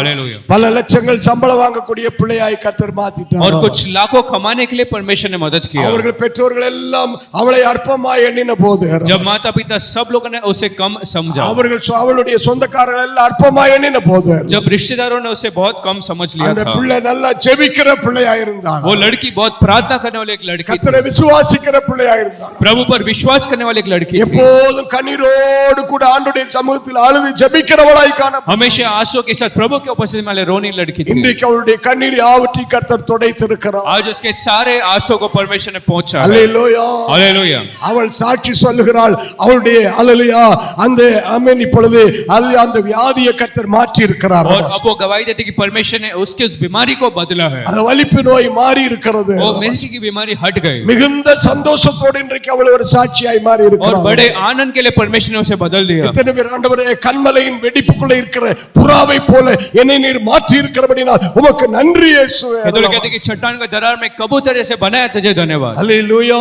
हालेलुया. இந்த கன்மலையினுடைய வெடிப்புக்குள்ளே நம்மை வைத்துக்கொண்டு நாம் அவரை इस चट्टान के दरार के रहते हुए हमें उसकी आराधना करना है நம்முடைய ஆராதனையை அவர் ஏற்றுக்கொள்ள வேண்டும். और हमारे आराधना को वो स्वीकार करना நிறைய चाहिए. காரியங்கள் இருந்தால் ஒரு காரியத்தை நாம் காண்போம். बहुत से बातें फिर भी एक दो बातों को हम देखेंगे. நாம் வேதத்துல பார்க்கிறோம். हम वचन में पढ़ते हैं அல்லேலூயா. ஆமென். நியாயாதிபதிகளின் புத்தகம் और न्यायों में हम पढ़ते हैं அதனுடைய 6ஆம் அதிகாரம் उसका 6वां अध्याय. நியாயாதிபதிகள் 6ஆம் அதிகாரம் 21வது வசனத்துல வாசி. न्यायों का 6वां अध्याय का 21वां वचन. அல்லேலூயா. 6ஆம் அதிகாரம் 21வது வசனத்துல வாசிக்கும் போது ஆண்டவர் சொன்னார் இந்த கிதியோனோடு கூட. परमेश्वर ने गिदयोन से कहा. கிதியோன் 6ஆம் அதிகாரம் 20 21 இந்த வசனங்களை வாசிக்கும் போது न्यायों 6 का 20 और 21 वचन இந்த में கிதியோன் ஒரு வெள்ளாட்டை பலி செலுத்தி அதை அல்லேலூயா கொண்டு வந்தான். और गिदोन ने एक बलि को चढ़ाया. 21வது வசனத்துல ஆண்டவர் 20 21ல ஆண்டவர் சொன்னாரு அந்த அல்லேலூயா பலியாக்கப்பட்டிருக்கிற அந்த மாம்சத்தை நீ என்ன செய் அந்த கன்மலையின் மேல கற்பாறையின் மேல அல்லது நீ வை என்றார். और 20 वचन में प्रभु ने कहा कि बलि चढ़ाए उस मांस को तो उस चट्टान के ऊपर रख. அப்ப கிதியோன் பலி செலுத்தப்பட்டு அந்த அல்லது ஆட்டினுடைய வெள்ளாட்டினுடைய மாம்சத்தை அந்த பாறை மேல அந்த கன்மலை மேல வச்சான். और उस गिदोन ने उस मांस को लेकर उस चट्टान के ऊपर रखा. அப்பொழுது என்ன நடந்தது? तब क्या हुआ? அல்லேலூயா, ஆமென். கர்த்தர் அந்த பலியை அங்கீகரித்தார். परमेश्वर ने उस बलि को स्वीकारा. எப்படி அங்கீகரித்தார்? और कैसे स्वीकारा? அந்த பாறையிலிருந்து என்னது புறப்பட்டது? ஒரு அக்கினி, ஒரு தீ புறப்பட்டு அந்த அல்லேலூயா மாம்சத்தை பட்சித்து போட்டது. उस चट्टान के ऊपर से आग निकलकर उस मांस को जला लिया. கிதியோனே, நீ பலி நான் ஏற்றுக்கொண்டு நான் அங்கீகரித்தேன் என்கிறார். और गिदोन जिस बलि को तूने चढ़ाया उससे मैं स्वीकार लिया. எத்தனை பேர் கிதியோனுடைய பலிகளை அங்கீகரித்த கர்த்தர்? कितने लोग कहते हैं गिदोन के बलि को स्वीकारा वो परमेश्वर. கர்த்தர் நாம் ஆராதிக்கிற ஆராதனை அங்கீகரிக்க வேண்டும். कहो कि हमारा आराधना को भी परमेश्वर स्वीकारना चाहिए. ஆராதிக்கிற ஆராதனை அங்கீகரிக்க வேண்டும். जिस आराधना हम करते हैं उस आराधना को स्वीकारना चाहिए. Praise the Lord. प्रभु की स्तुति हो. ஆண்டவரே, என்னுடைய ஆராதனை அங்கீகரிக்கப்பட்ட ஆராதனை. परमेश्वर मेरा आराधना स्वीकारा जाए, एक आराधना होना चाहिए. ஆமென். हालेलुया. அல்ல காயினுடைய அந்த பலி ஏற்றுக்கொள்ளப்படவில்லை. और काइन का बलि को परमेश्वर ने स्वीकारा. ஆபேலுடைய காணிக்க பலி ஏற்றுக்கொள்ளப்பட்டது. और आबेल का वो बलि को परमेश्वर ने स्वीकारा. ஆராதிக்கலாம், ஆனால் அங்கீகரிக்கப்பட வேண்டும். और आराधना कर सकते हैं लेकिन उसे स्वीकारा जाना चाहिए. ஆனால் துதி அங்கீகரிக்கப்பட வேண்டும். स्तुति कर सकते हैं लेकिन उसे स्वीकारा जाना चाहिए. கொடுக்கலாம், ஆனால் கொடுக்கிறது கர்த்தரால் அங்கீகரிக்கப்பட வேண்டும். हम दे सकते हैं लेकिन उससे भी स्वीकारा जाना चाहिए. அதற்கு நாம் என்ன செய்ய வேண்டும்? इसलिए हमें क्या करना है? ஆராதனை அங்கீகரிக்கப்பட வேண்டும் என்றார். यदि आराधना स्वीकारा जाना चाहिए तो நெகேமியா 9:1 வாசிக்கிறோம். नेहमिया 9:1 में हम पढ़ते हैं. நெகேமியா 9ஆம் அதிகாரம் 1வது வசனத்துல नेहमिया 9:1 में ஒரு குறிப்பிட்ட நாளிலே இஸ்ரவேலர் எல்லாரும் கூடி வந்தார்கள். एक विशेष दिन में इजरायली सब इकट्ठा हुए. அப்படி அவர்கள் கூடி வந்தபோது, जब वो सब इकट्ठा हुए, இஸ்ரவேலர்கள் எல்லாரும் கூடி வந்தபோது எப்படி கூடி வந்தார்? वो सब कैसे इकट्ठा हुए? அந்த 1வது வசனத்துல 9ஆம் அதிகாரத்துல உபவாசத்தோடு கூடி வந்தார்கள். वो सब उपवास के साथ आए थे. உபவாசத்தோடு கூடி வந்தார்கள். वो सब उपवास के साथ आए थे. அதுல ஞாயிற்றுக்கிழமை சாப்பிடும்போது ஏதாவது ஒரு ஆராதனையை முடிச்சிட்டு தான் என்ன செய்யணும்? சாப்பிட வேண்டும். और इतवार के दिन जब आप खाना खाना शुरू करें तो कम से कम एक आराधना खत्म करके खाएं. நம்முடைய தாராவி சபையிலே அல்லேலூயா अनेक கர்த்தருடைய பிள்ளைகள் அப்படித்தான் நீங்க செய்றீங்க. और हमारे इस कलीसिया में आप में से भी बहुत लोग ऐसा ही करते हैं. Praise the Lord. प्रभु की स्तुति हो. எத்தனை பேர் ஆராதனைக்கு பிறகுதான் நான் அல்லேலூயா சாப்பிடுவேன்னு சொல்றீங்க? कितने लोग कह सकते हैं कि आराधना खत्म होने के बाद ही मैं खाना खाता हूं. Praise the Lord. प्रभु की स्तुति हो. ஆமே. ஒரு காலத்துல அல்ல ஊழியத்தினுடைய ஆரம்ப நாட்கள்ல அடிக்கடி உபவாசம் போடுவார். और एक समय शायद आप आराधना की आत्मिक जीवन का शुरुआत में बहुत उपवास करते थे. 21 நாள் உபவாசம் போடுவோம், 40 நாள் உபவாசம் போடுவோம். உபவாசத்திலே அல்லேலூயா அதிகமா நேரம் செலவழிச்சார். शायद 21 या 40 दिन उपवास किया करते थे. அல்லேலூயா உபவாசம் அதிகமாய் போட ஆரம்பித்தார். और जब ज्यादा उपवास करते थे. ஆனால் தேவ பிள்ளையே, அல்லேலூயா இன்றைக்கு நீங்க நல்லா இருக்கும்போது என்ன போடணும்? உபவாசம் போடணும். लेकिन आज प्रियो जब आप बहुत अच्छे स्वास्थ्य में तो आप उपवास करना எத்தனை चाहिए. பேர் சரீரம் நல்லா இருக்கும்போது நான் நல்லா உபவாசம் போடுவேன்னு சொல்றீங்க? तो लोग कहते हैं कि शरीर जब अच्छा है तो मैं उपवास रखूंगा. ஞாயிற்றுக்கிழமை அல்ல உபவாசத்தோடு நீங்க ஆராதிங்க. इतवार के दिन उपवास के साथ आराधना करो. உங்க சரீரத்துல மாத்திரை 4-5 மாத்திரை 10 மாத்திரை போட வேண்டிய நிலைமை இல்லனா நீங்க அல்லேலூயா நல்லா உபவாசம் போட்டு ஆராதிங்க. और 3 या 4 दवाई नहीं लेना ऐसा स्थिति है तो आप जरूर उपवास लेके आराधना कर सकते हो. ஒரு சகோதரி ஒரு நாள் என்ன பார்த்து சொன்னார். एक बहन मुझे एक दिन देख कर என்னோட அந்த சகோதரி சொன்னா, और मुझसे उस बहन ने कहा, மாஸ்டர் ഞാൻ എത്ര ഗുളിക കഴിക്കാൻ അറിയാമോ? और कितना दवाई लेना है मेरे को पता ஒரு नहीं. ദിവസം 20 കഴിക്കുന്നുണ്ട്. और एक दिन में 23 गोलियों को मैं लेती हूँ. அப்படினா எத்தனை மாத்திரை எடுக்கறாளா ஒரு நாளைக்கு? इसका मतलब एक दिन में कितना गोली लेती है? 23 மாத்திரை. एक दिन में 23 गोलियां वो लेती है. 23 மாத்திரை ஒரு நாளைக்கு எடுத்தா தான் உயிர் வாழ முடியும். यदि एक दिन में 23 गोली ले तो ही वो जीवित रह सकती है. எல்லா வியாதியும் அடங்கி கிடக்குள்ள. अंदर हर एक प्रकार का जैसा बीमारी पड़ा है. அப்படி இருந்தா நீங்க உபவாசத்தோடு அல்லேலூயா வரணும்னு சொல்லி ஆண்டவர் ஒண்ணு எதிர்பார்க்கல. अगर ऐसा है तो आप उपवास रखकर आए, ऐसा नहीं चाहना. ஆனா நல்ல அட்டகாட்டவா இருந்து பிரச்சனை ஒண்ணு இல்லாம நீங்க தின்னுட்டு ஆராதிச்சால். लेकिन अगर सब अच्छा रहकर आप लोग खाकर आराधना करते हैं. ஆனா அதுவும் மத்தியான நேரத்துல நீங்க ஆராதிக்கும் போது ஆவில நிறைஞ்சு ஆராதிக்க முடியாது. ஃபேனுக்குள்ள உட்கார்ந்தாச்சுன்னா फैन सुत्र மாதிரியே நீயே சுத்திட்டு இருப்ப. तो दोपहर की आराधना में जब आप खाना खा के आते तो पंखे के नीचे पंखे जैसा आप घूमते रहते हैं. फैन सुत्र மாதிரி தலை சுத்த ஆரம்பிச்சிரும். और जैसा पंखा घूमता है वैसा सिर घूमते रहता ஏன்னா है. அல்லேலூயா நல்ல மூக்கு முட்டை தின்னுட்டு வந்தாச்சு. क्योंकि बहुत पेट भर खाना खा के आए. அல்லேலூயா. हालेलुया. எத்தனை பேர் ஆராதனைக்கு பிறகு நான் சாப்பிடுறேன்? तो लोग कहते हैं कि आराधना के बाद ही मैं खाऊंगा. Praise the Lord. प्रभु की स्तुति हो. அல்லேலூயா. हालेलुया. ஒரு காலத்துல நான் 4 ஆராதனை முடிச்சிட்டு தான் சாப்பிடக்கூடிய அளவுலயே நான் இருந்திருக்கிறேன். और एक कुछ समय पहले मैं 4 आराधना के बाद ही खाता था, ऐसा भी स्थिति இப்போ था. சரீரம் ஒத்துழைக்க மாட்டேங்குது. लेकिन अभी शरीर साथ नहीं देता. ஹalleluya, கர்த்தர் நல்லவர். ஹalleluya ரபா. लेकिन परमेश्वर भला है. ஹalleluya. हालेलुया. எத்தனை பேர் ஆண்டவரே ஸ்தோத்திரம்னு சொல்றீங்க? केतुल कहते परमेश्वर तेरी स्तुति हो. எத்தனை பேர் இன்னையில இருந்து நான் உபவாசத்தோடு மே ஆராதிப்பேங்க? केतुल कहते कि मैं आज से उपवास करके आराधना करूंगा. கரத்தை உயர்த்தி சொல்லுங்க, உபவாசத்தோடு நான் மே ஆராதிப்பேன். हाथ उठाओ कि मैं उपवास के साथ आराधना करूंगा. நீங்களாவது பரவாயில்ல, மத்தியானம் ஆராதனை முடிச்சிட்டு நீங்க சாப்பிடுறீங்க. और आप लोग तो फिर भी ठीक है कि दोपहर के बाद आप खा सकते हैं. காலையில 7 மணிக்கு ஆராதனை. और आज भी शाम को 7 बजे का 7 மணிக்கு ஆராதனைக்கு வரும்போதே 4-5 தோசையை உள்ள புழுங்கிட்டு வராங்க நிறைய பேர். और सुबह के 7 बजे के आराधना में भी बहुत लोग खाकर आते हैं. காரவடை, உளுந்த வடை, தோசை, இட்லி எல்லாம் விழுங்கிட்டு தாங்க வந்து உட்கார்ந்து. और हर प्रकार का इडली या डोसा वो सब खाकर वो लोग सुबह आते हैं. ஆனால் தாராவி சபையில நான் கேள்விப்பட்டிருக்கிறேன், நான் எனக்கு தெரியும் பலர் உபவாசத்தோடு நீங்க ஆராதிக்கிறீங்க. लेकिन धारावी कलीसिया में बहुत लोगों से सुना कि आप लोग आराधना के बाद भोजन करते हैं. ஹalleluya. हालेलुया. கர்த்தர் நல்லவர். ஆமென். परमेश्वर भला है. ஹalleluya. हालेलुया. ஆராதனை முடிஞ்சிட்டு வீட்ல போய் நல்ல பிடின்னு பிடிங்க, ஆண்டவர் உங்களை ஒண்ணும் பிடிக்க மாட்டார். और आराधना के बाद आपको जितना खाना खाओ परमेश्वर कुछ नहीं कहे. பிரைஸ் கர்த்தர் நல்லவர். परमेश्वर भला है. என் ஜனங்கள் எப்படி சாப்பிடுவார்களா? मेरे लोग कैसे खाएंगे? சம்பூர்ணமாய் சாப்பிடுவார்கள். भरपूरी से वो लोग खाएंगे. சம்பூர்ணமாய் சாப்பிடுவார்கள். और भरपूरी से वो लोग खाएंगे. ஹalleluya. हालेलुया. Praise the Lord. प्रभु की स्तुति हो. நாம் இந்த 9ஆம் அதிகாரம் நெகேமியாவில हम इस 9वां अध्याय नहम्या में நெகேமியா 2வது பார்த்தால் दूसरा बात देखे तो அவங்க முதலாவது உபவாசத்தோடு வந்தார்கள். पहला तो उपवास के साथ आए. இரண்டாவது ரெட்டுடுத்தி ஹalleluya கடந்து வந்தார்கள். फिर उस स्टार्ट के वस्त्र को वो लोग पहन के आए. ரெட்டு என்றால் டெரிகாட்டன் வஸ்திரம் அல்ல. और ये कोई टेरी कॉटन का वस्त्र जैसा नहीं, சில்க் வஸ்திரம் இல்ல. या सिल्क का कपड़ा இது नहीं, ஒரு சாக்கு வஸ்திரம். एक गोनी का वस्त्र ஹalleluya, जैसा தன்னை தாழ்த்துகிறதுக்காக போடுகிற ஒரு வஸ்திரம். अपने आप को नम्र करने के लिए पहना हुआ एक वस्त्र. அது தாழ்மையை குறிக்கிறது. वो अपना नम्रता को बताता है. அவருடைய சமூகத்தில் ஆராதனையில் வரும்போது என்ன செய்ய வேண்டும்? நம்மை தாழ்த்த வேண்டும். प्रभु के उपस्थिति में आते वक्त अपने आप को नम्र करना चाहिए. हमें लूका 2ஆம் அதிகாரத்தில் அன்னாவை குறித்து பார்க்கிறோம். வயசான ஒரு அம்மா. और लूका दूसरे अध्याय में एक बहुत ही बुजुर्ग हन्ना के बारे में हम அவள் देखते हैं. உபவாசத்தோடு ஜெபத்தோடு கர்த்தரை என்ன செய்து வந்தாளா? ஆராதித்து வந்தாள். वो उपवास और प्रार्थना के साथ प्रभु की आराधना करने को आई. இரண்டாவது தாழ்மை. और दूसरा नम्रता. ஆராதனையில் வரும்போது நம்மை காண்பிக்கும்படியாய் வரல. आराधना में आते वक्त अपने आप को दिखाने के लिए नहीं நாம் आते அவரை हैं, காணும்படியாய் வந்திருக்கிறோம். लेकिन उसे देखने के लिए हम आते हैं. அவரை காணும்படியாய் வந்திருக்கிறோம். कहते लोग कहते हैं कि उसको देखने को हम आए அவருடைய हैं, சமூகத்தை காணும்படியாய் வந்திருக்கிறோம். उसके उपस्थिति को देखने के लिए हम அவருடைய आए हैं, வல்லமையை காணும்படியாய் வந்திருக்கிறோம். उसके अभिषेक को देखने को हम அவருடைய आए हैं, மகிமையை காணும்படியாய் उसके வந்திருக்கிறோம். महिमा को देखने को आए हैं, அல்லது நம்மை காண்பிக்கும்படியாய் அல்ல. अपने आप को दिखाने के लिए नहीं. சில இடங்கள்ல பார்த்தால் यदि आप कुछ जगहों में देखें, திங்கக்கிழமையிலிருந்து வெள்ளிக்கிழமை சனிக்கிழமை வரைக்கும் ஒரு சின்ன செயின் தான் கழுத்துல நடக்கும். सोमवार से शनिवार तक गले में एक छोटा सा चेन ஆனால் लटकता है. ஞாயிற்றுக்கிழமை கோயிலுக்கு போகணும்னு சொன்னா लेकिन इतवार के दिन अगर कलिशा में जाना है அங்க கிடக்கிறதெல்லாம் தூக்கி அள்ளி போட்டுட்டு தான் அங்க வாருது. और जितना भी पड़ा है वो गले में पहन कर ही आते हैं. அவன் எதுக்கு எல்லாம் அள்ளி போட்டுட்டு அன்னைக்கு வாரா? और क्यों उस दिन सब लेकर वो आते हैं? எல்லாரும் பார்க்கணுமா? ताकि सब लोग देखें, எல்லாரும் பார்த்து நல்லா இருக்குன்னு சொல்லணும். सब लोग देखकर कहना चाहिए कि अच्छा है. ஹalleluya. இந்த தங்கம் எங்க வாங்குன?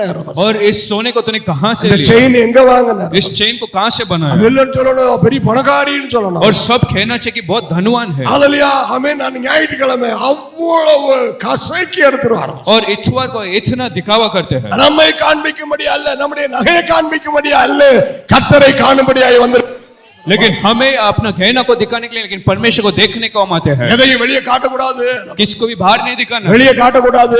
और किसी भी को बाहर नहीं அது दिखाना. வரைக்கும் வெளியே போட்டோம்னா அன்னைக்கு உள்ள போட்டுக்கங்க. यदि उस दिन तक बाहर पहना तो उस दिन अंदर कर दो. பிறகு கொஞ்ச நாள் கழிச்சு ஆவியில வளர்ந்த பிறகு அதையும் கலட்டி வச்சிடலாம். और जब आत्मा में बहुत भर जाए तो वो भी निकाल कर रख ஆவியில दो. வளர வர லாக்கப்ல போயிடும். और आत्मा में भरते भरते वो लॉकअप में चला जाए. ஹalleluya. हालेलुया. ஏன்னா மவளுக்கு வேணும்ல, क्योंकि बेटी को चाहिए ना, அம்மன் பேத்தியாளுக்கு வேணும்ல.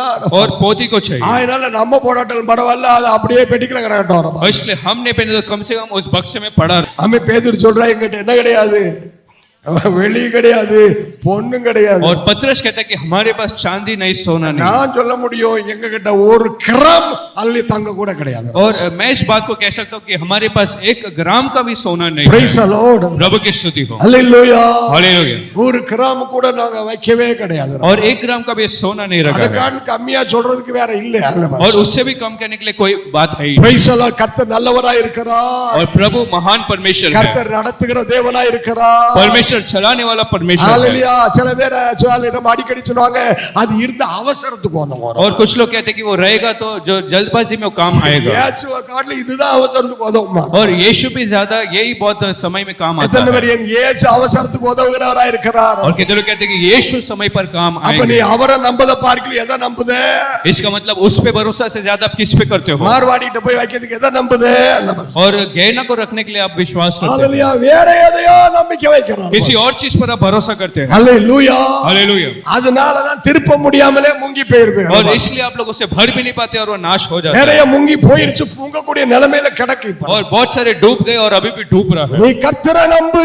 आप परमेश्वर पर भरोसा करो. கர்த்தரை நம்புகிறவனோ செழிப்பான். परमेश्वर पर जो भरोसा करता है वो सफल होगा. நீ நம்புகிற நம்பிக்கை உன்னை அது வெட்கப்படுத்தாது. जिस पर आप भरोसा करते हैं वो लज्जित नहीं करेगा. அல்லேலூயா. हालेलुया. இத்தனை பேர் உம்மை நம்பித்தான் வாழுதாப்பா. कहते लोग कहते हैं कि तुझ पर भरोसा करके ही मैं जी உம்மை रहा நம்பி हूँ. நான் வாழுகிறேன். तुझ पर भरोसा करके मैं जी அந்த रहा हूँ. நம்பிக்கையில வாங்க. उस भरोसे में आप आओ. அவரை நம்பி நீங்க கால் எடுத்து வைங்க. उस पर भरोसा करके पैर रखो. அவர் உங்களை ஆசீர்வதிக்கிறாரா இல்லையான்னு பாருங்க. क्या वो आशीष करता है नहीं उसे देखो. ஆபிரகாமை ஆசீர்வதித்த கர்த்தர். अब्राहम को आशीष किया वो परमेश्वर, அவர் நம்மை वो ஆசீர்வதிப்பார். हमें भी आशीष करेगा. அல்லேலூயா. हालेलुया. சொல்லு கர்த்தர். कहो कि परमेश्वर महान है. முதலாவது அவர்கள் அல்ல உபவாசத்தோடு வந்தார்கள். और पहली बात वो लोग उपवास के साथ आए, இரண்டாவது தாழ்மையோடு வந்தார்கள். होकर वो आए. நாம் 9ஆம் அதிகாரம் 2வது வசனத்துல வாசித்தோம். फिर 9वां अध्याय दूसरा वचन में அதில் என்ன வாசிக்கிற 2வது வசனத்துல இஸ்ரவேல் சந்ததியார் அல்லேலூயா அந்நிய ஜாதியார்களை என்ன செய்தார்களா? விட்டு பிரிந்தார். அப்ப நாம யாரை விட்டு பிரியணும்? உலக சிநேகம், உலகத்தை விட்டு நாம பிரிய வேண்டும். और अन्य लोगों को जब वो लोग छोड़ के गए, इसका मतलब संसार के लोग और मित्रता को हमें छोड़ना है. கர்த்தரை ஆராதிக்க வேண்டும் என்றால் உலகத்தை விட்டு வேறு பிரிச்சு நாம் ஆராதிக்க வேண்டும். परमेश्वर की आराधना करते तो संसार से अलग होकर आराधना करना है. இத்தனை பேர் எல்லாத்தையும் விட்டு வேறு பிரிச்சுட்டு கர்த்தரை ஆராதிக்கணும். कहते लोग कहते हैं कि सबको छोड़कर अलग होकर हम आराधना करेंगे. உலகத்தை விட்டு வேறு பிரிச்சு ஆராதிக்கல இல்லையா? உங்க மொபைல்ல கொஞ்சம் வேறு பிரிச்சுட்டு ஆராதிங்க. और आप लोग संसार को छोड़कर अलग होकर आराधना करते हैं या नहीं, लेकिन मोबाइल से अलग होकर आराधना करो. ஆராதனைகளுக்கு ஒரு இருக்கும்போது கிரிக்கிறீங்க அடிச்ச உடனே தூக்கிட்டு வெளியில ஓடுது, அது வேண்டவே வேண்டாம். और आराधना में रहते जैसे घंटी बजता भाग जाते हैं, ये रहना ही नहीं அத चाहिए. சுவிட்ச் ஆஃப் போட்டு வச்சிடலாம், இல்லன்னு சொன்னா சைலண்ட்ல போட்டுடலாம். उसे आप लोग स्विच ऑफ कर सकते हैं, साइलेंट में रख सकते Praise हो. the Lord. प्रभु की Hallelujah. स्तुति हो. இத்தனை பேர் எல்லாவற்றையும் விட்டு விலகி ஆபிரகாம் வேலைக்காரங்களோடு 3 நாளா பிரயாணம் பண்ணா. ஆனால் மோரியா மலை வந்த உடனே வேலைக்காரங்களை கீழே நில்லு, நாங்க 2 பேரும் போயிட்டு வரோம்னு போனா. Praise the Lord. और अब्राहम दासों के साथ 3 दिन यात्रा किया, लेकिन जब उस मोरे पर्वत पर गया तो दासों को छोड़कर वो गया. இத்தனை பேர் நான் வேறு பிரிக்கப்பட்ட அனுபவத்தோடு கர்த்தரை ये तो ஆராதிப்பேன். लोग कहते हैं कि मैं अलग होकर उसकी आराधना அந்த करूंगा. அக்காளை விட்டு நீ விலகு. उस बहन को छोड़कर अलग हो. அல்லேலூயா. காலையில இருந்து 1 மணி வரைக்கும் வாட்ட அக்கா பேசிட்டு இருக்கலாம். सुबह से लेकर दोपहर 1 तक शायद बहन बात कर सकती है, ஆயிடுச்சு. அல்லேலூயா. சகோதரா சகோதரி அக்கா நீ இருந்துக்கா, நான் போயிட்டு வரோம்னு பரப்பிட்டுறேன். लेकिन 1:30 बज गया तो बहन तू रह जा, मैं जा रही हूं करके आ जाओ. அல்லேலூயா. அக்கா கிட்ட எப்படி சொல்ல முடியும்னு நினைக்க கூடாது. ये नहीं सोचना कि बहन से मैं कैसे कहूंगी உடைச்சு பேசிறேன். और तोड़कर बात करूंगा. நான் ரட்சிக்கப்பட்ட பிள்ளை, நான் ஆராதிக்கணும். और मैं उधार पाई बहन ही मैं जाऊंगी. அல்லேலூயா. हालेलुया. இத்தனை பேர் சொன்னான் வேறு பிரிக்கப்பட்ட அனுபவத்தோடு கர்த்தரை ये तो ஆராதிக்கணும். लोग कहते हैं कि मैं अलग होने वाले एक अनुभव में उसकी आराधना करूंगा. எகிப்துல இருந்து கொண்டு அல்ல, ஆமே வனாந்தரத்துல இருந்தாலும் வேறு பிரிக்கப்பட்டு நீ கர்த்தரை ஆராதிக்க வேண்டும். और मिस्र में नहीं, लेकिन मरुभूमि में भी आप रहेंगे तो भी अलग रहकर आराधना करो. அல்லேலூயா. हालेलुया. அடுத்த அந்த வசனத்தில் என்ன வாசிக்கிறோம்? फिर उस वचन में क्या पढ़ते हैं? அவர்கள் அல்லேலூயா அந்நியரை விட்டு தங்களுடைய பாவங்களை அறிக்கை பண்ணி அல்லேலூயா கர்த்தரை ஆராதிக்க வேண்டும். और लोग अपना पाप को कबूल करके आराधना करना चाहिए. பாவங்களை என்ன செய்ய வேண்டும்? அறிக்கை பண்ண வேண்டும். और पापों को कबूल करना चाहिए. இத்தனை பேர் குறைகளை அறிக்கை பண்ணி ஆராதிப்பேன்னு ये तो சொல்றாங்க. लोग कहते हैं कि कमियों को बताकर मैं आराधना करूंगा. அல்லேலூயா. हालेलुया. ஆண்டவருடைய சமூகத்துல வரும்போதெல்லாம், ஆராதனைக்குள்ள வரும்போதெல்லாம் நம்முடைய குறைகளை ஒப்பு கொடுக்க வேண்டும். और प्रभु की उपस्थिति में जब कभी आए तो कमियों को बताना நாம் है. அழ வேண்டும், நம்மை கழுவ சொல்லணும், हमें रोककर शुद्ध करने के लिए मांगना है பரிசுத்தப்பட வேண்டும். और पवित्र हमें होना है. Praise the Lord. हालेलुया. அவருடைய 5வது வசனத்துல வாசிக்கிறோம். फिर 5वें वचन में हम पढ़ते हैं, 5வது வசனத்துல நம்ம சில லேவியருடைய பெயர் கொடுக்கப்பட்டிருக்கிறது. कुछ लेवियों का नाम वहां पर दिया அந்த गया है. லேவியர்கள் இஸ்ரவேலர் எல்லாரையும் பார்த்து சொன்னார்கள், वो लेवियों सब इस्राएलियों को देखकर कहे எல்லாரையும் எழுந்திருங்கள் என்று சொன்னார்கள். और कहे कि सब लोग खड़े हो जाओ. அவர்களை எழுந்திருக்க சொல்லிட்டு அப்புறம் சொன்னார்கள் அவரை துதியுங்கள் என்றார்கள். और सबको खड़ा करने को कहकर फिर उन्होंने कहा स्तुति करो. அப்பொழுது ஜனங்கள் எல்லாரும் எழுந்து நின்று கர்த்தரை என்ன செய்தார்கள்? துதிக்க ஸ்தோத்திரிக்க तब ஆரம்பித்தார்கள். सब लोग खड़े होकर प्रभु की स्तुति करने लगे। ஒரு 4-5 அல்லேலூயா லேவியர்கள் அங்கே நின்று கொண்டு சத்தமாய் எழுந்திருங்கள் என்று சொல்லும்போது எல்லாரும் ஆயிரக்கணக்கான பேர்கள் எழுந்து நின்றார்கள். துதியுங்கள் என்று சொல்லும்போது எல்லாரும் துதிக்க ஆரம்பித்தார்கள். जब 4-5 वो लेवियों ने कहा कि खड़े हो जाए, तो हजारों में से लोग खड़े होकर स्तुति करने இது लगे। எதை காண்பிக்கிறது? ये क्या बताता है? எதை காண்பிக்கிறது? ये सब क्या बताता ஒரு है? கீழ்ப்படிதலை காண்பிக்கிறது. एक आज्ञा पालन को बताता எத்தனை है। பேர் சபைக்குள்ளே ஒரு கீழ்ப்படிதலை கர்த்தர் நமக்கு ये तो தந்திருக்கிறார். लोग कहते हैं कि कलीसिया में एक आज्ञा पालन को परमिशन ने दिया है। முதலாவது கர்த்தருக்கு கீழ்ப்படிகிறோம். सबसे पहली बात हम परमेश्वर का पालन करते हैं, கர்த்தருக்கு நாம் கீழ்ப்படிகிறோம். परमेश्वर का आज्ञा पालन करते हैं। இரண்டாவது நம்மை நடத்துகிற அல்லேலூயா நடத்துகிறவர்களுக்கு கீழ்ப்படிகிற பிள்ளைகளாய் और மாறி. दूसरी बात हमारे अगुवाओं का हम आज्ञा। Praise the Lord. Hallelujah, hallelujah. Hallelujah. நாம் என்ன பார்க்கிறோம்? எபிரேயர் 13:17ல इब्रानी 13 के 17 में हम क्या पढ़ते हैं? எபிரேயர் 13ஆம் அதிகாரம் 17வது வசனத்துல என்ன வாசிக்கிறோம்? इब्रानी 13 का 17वां वचन। எபிரேயர் 13ஆம் அதிகாரம் 17வது வசனத்துல உங்களை நடத்துகிறவர்கள் உங்கள் ஆத்துமாக்களுக்காக உத்தரவாதம் பண்ணுகிறவர்களாய் விழித்திருக்கிறவர்கள் ஆனபடியால் அவர்கள் துக்கத்தோடு அல்ல சந்தோஷத்தோடு தங்களுடைய ஊழியத்தை செய்யும்படியாய் அவர்களுக்கு கீழ்ப்படியணும். என்ன செய்ய வேண்டும்? அடங்க வேண்டும். और अगुवों के लिए आपको आज्ञा पालन करना है। அல்லேலூயா. ஒரு விசுவாசியே ஊழியக்காரன் நினைக்கும் போது, சபையினுடைய போதகர் நினைக்கும் போது அவனுடைய இருதயமெல்லாம் மகிழ்ந்து பூரிப்பாக வேண்டும். और एक विश्वास के बारे में जब वो कलीसिया का अगुवा सोचता है तो आनंद से उसे भरना இந்த चाहिए। விசுவாசி நினைத்து அல்லேலூயா हमें ஊழியக்காரன் துக்கப்படக்கூடாது. और किसी भी विश्वासी के बारे में सोचकर वो प्रचारक या वो अगुवा दुखी नहीं होना चाहिए। Praise the Lord. प्रभु की स्तुति हो। கர்த்தருடைய ஊழியத்துல இருக்கிற கர்த்தருடைய தாசன் நானே அல்லேலூயா சந்தோஷப்படுத்துகிற பிள்ளையா இருப்பேங்கறார். और कितने लोग कहते हैं कि उस कलीसिया के सेवक को मैं खुश करने वाला जैसा रहूंगा। அல்லேலூயா. हालेलुया। அவர்கள் சந்தோஷத்தோடு தங்களுடைய வேலைகளை செய்ய வேண்டும் என்கிறார். और वो लोग खुशी के साथ काम को करना चाहिए। அதற்கு என்ன செய்ய வேண்டுமா? इसलिए क्या கீழ்ப்படிந்து करना என்ன செய்ய வேண்டும்? அடங்க வேண்டும். आज्ञा पालन करके नम्र होना चाहिए। அல்லேலூயா. हालेलुया। சில இடங்கள்ல பார்த்தால் அல்லேலூயா என்ன செய்கிறது? அங்கதான் பெரிய ஆர்கியூமென்ட், அங்கதான் பெரிய சண்டைகள், பெரிய குழப்பங்கள், அரசியல், வெளியில இல்லாத அரசியல் अनेक சபைக்குள்ள காணப்படுகிறது. और बाहर जो राजनीति वो सब दिखाई नहीं देता, वाद विवाद राजनीति सब कलीसिया में दिखाते हैं। ஆனால் ஆண்டவருக்கு நன்றி சொல்லி இதுவரைக்கும் நம்ம சபைக்குள்ள எந்த அரசியலும் ஈடுபடல. लेकिन परमेश्वर का धन्यवाद, हमारे कलीसिया में आज तक ऐसा राजनीति या कुछ दिखाई नहीं दिया। Praise the Lord. எத்தனை பேர் சொல்றீங்க எந்த அரசியலும் அல்லேலூயா ஈடுபடல? ये लोग कहते हैं कोई भी राजनीति किसी प्रकार का दिखाई नहीं दिया। ஆராதனை முடிஞ்சிருச்சுன்னா சகோதரிகள் எல்லாம் ஒருத்தரா போயிடுவாங்க. और आराधना होकर बहनों भी एक एक करके चले जाते हैं। அல்லேலூயா. हालेलुया। இங்க ஒரு கமிட்டி போட்டு அங்க ஒரு கூட்டம் போட்டுட்டு அப்படி பண்ணிட்டு அரசியல் பண்ணல. और वहां पर एक झुंड और यहाँ पर ऐसा बैठकर वो लोग ऐसा कोई எத்தனை பேர் சபைக்குள்ளே கர்த்தருடைய நாமத்தை மகிமைப்படுத்துகிற பிள்ளைகளாய் இருக்கிறோம்? ये लोग कहते हैं कलीसिया में प्रभु की महिमा लाने वाले बच्चे जैसे हम रहते हैं। அல்லேலூயா. हालेलुया। அல்லேலூயா. हालेलुया। ஆமென். நாம் கர்த்தரை துதிக்கிறவர்களாய் மாற வேண்டும். और हम प्रभु की स्तुति करने वाले जैसा बनना चाहिए। ஒரு வசனத்தை வாசிக்கும் போது एक वचन को जब हम पढ़ते हैं, நெகேமியா 9:10 நாம் வாசிக்கிறோம். नेहमिया 9:10 में ஆமென். இஸ்ரவேலை அவர் அல்லேலூயா என்ன செய்தாரா? அவர் நடத்தி வந்தார். इस्राएल को उसने अगुवाई किया। 10வது வசனம் 9ஆம் அதிகாரம் நெகேமியாவுல பார்வோனிடத்திலும் அவனுடைய ஊழியக்காரரிடத்திலும் ஜனங்களிடத்திலும் அடையாளங்களை அற்புதங்களை செய்து அப்படின்னு சொல்லிட்டு கடைசியில சொல்றாரு. அவரை ஜனங்களை அறிந்து என்ன செய்யணுமா? அவரை துதிக்க வேண்டும். और वो लोग जानकर उसकी स्तुति करना चाहिए। எத்தனை பேர் கர்த்தரை நாம் எதுக்காக துதிக்க வேண்டும்? और क्यों हम प्रभु की स्तुति करना चाहिए? அவர் நடத்தின விதங்களை நாம் நினைத்து அவரை துதிக்க வேண்டும். उसके चलाए हुए उस मार्ग को याद करके स्तुति करना அவர் चाहिए। நமக்காக செய்த பெரிய காரியங்களை நினைத்து நாம் அவரை துதிக்க வேண்டும். हमारे लिए किया महान कामों को याद करके स्तुति करना चाहिए। அல்லேலூயா. हालेलुया। எத்தனை பேர் கர்த்தர் செய்த நன்மைகளை நினைத்து நான் அவர் ये लोग कहते हैं परमेश्वर ने किया भलाई को याद करके मैं स्तुति करूंगा। அல்லேலூயா. हालेलुया। இன்னைக்கு ஒரு சகோதரி சாட்சி சொன்னாப்ல. आज एक बहन ने गवाही दिया था। அந்த சகோதரியுடைய கிட்னில 8.2 அல்லேலூயா கிட்னி ஸ்டோன் இருந்தது. और उस बहन के किडनी में 8.2 का किडनी स्टोन था। நிறைய நாட்கள் அல்லேலூயா ஆமென் அந்த வேதனையோடு கூட வாழ்ந்தாள். बहुत दिनों तक वो तकलीफ में जी रही அவர்கள் மிகுந்த வேதனையோடு வாழ்ந்தார்கள். थी और बहुत वेदना के साथ वो लोग जी रहे थे அல்லேலூயா. அந்த கிட்னில அவ கல்லு வெளியே வரவே மாட்டேன்ட்டு. और वो पत्थर बाहर ही नहीं आ रहा था தண்ணி நிறைய குடிச்சு பார்த்தாச்சு. और बहुत पानी पीकर देखे ஆமே கடை ஒண்ணுமே வரல.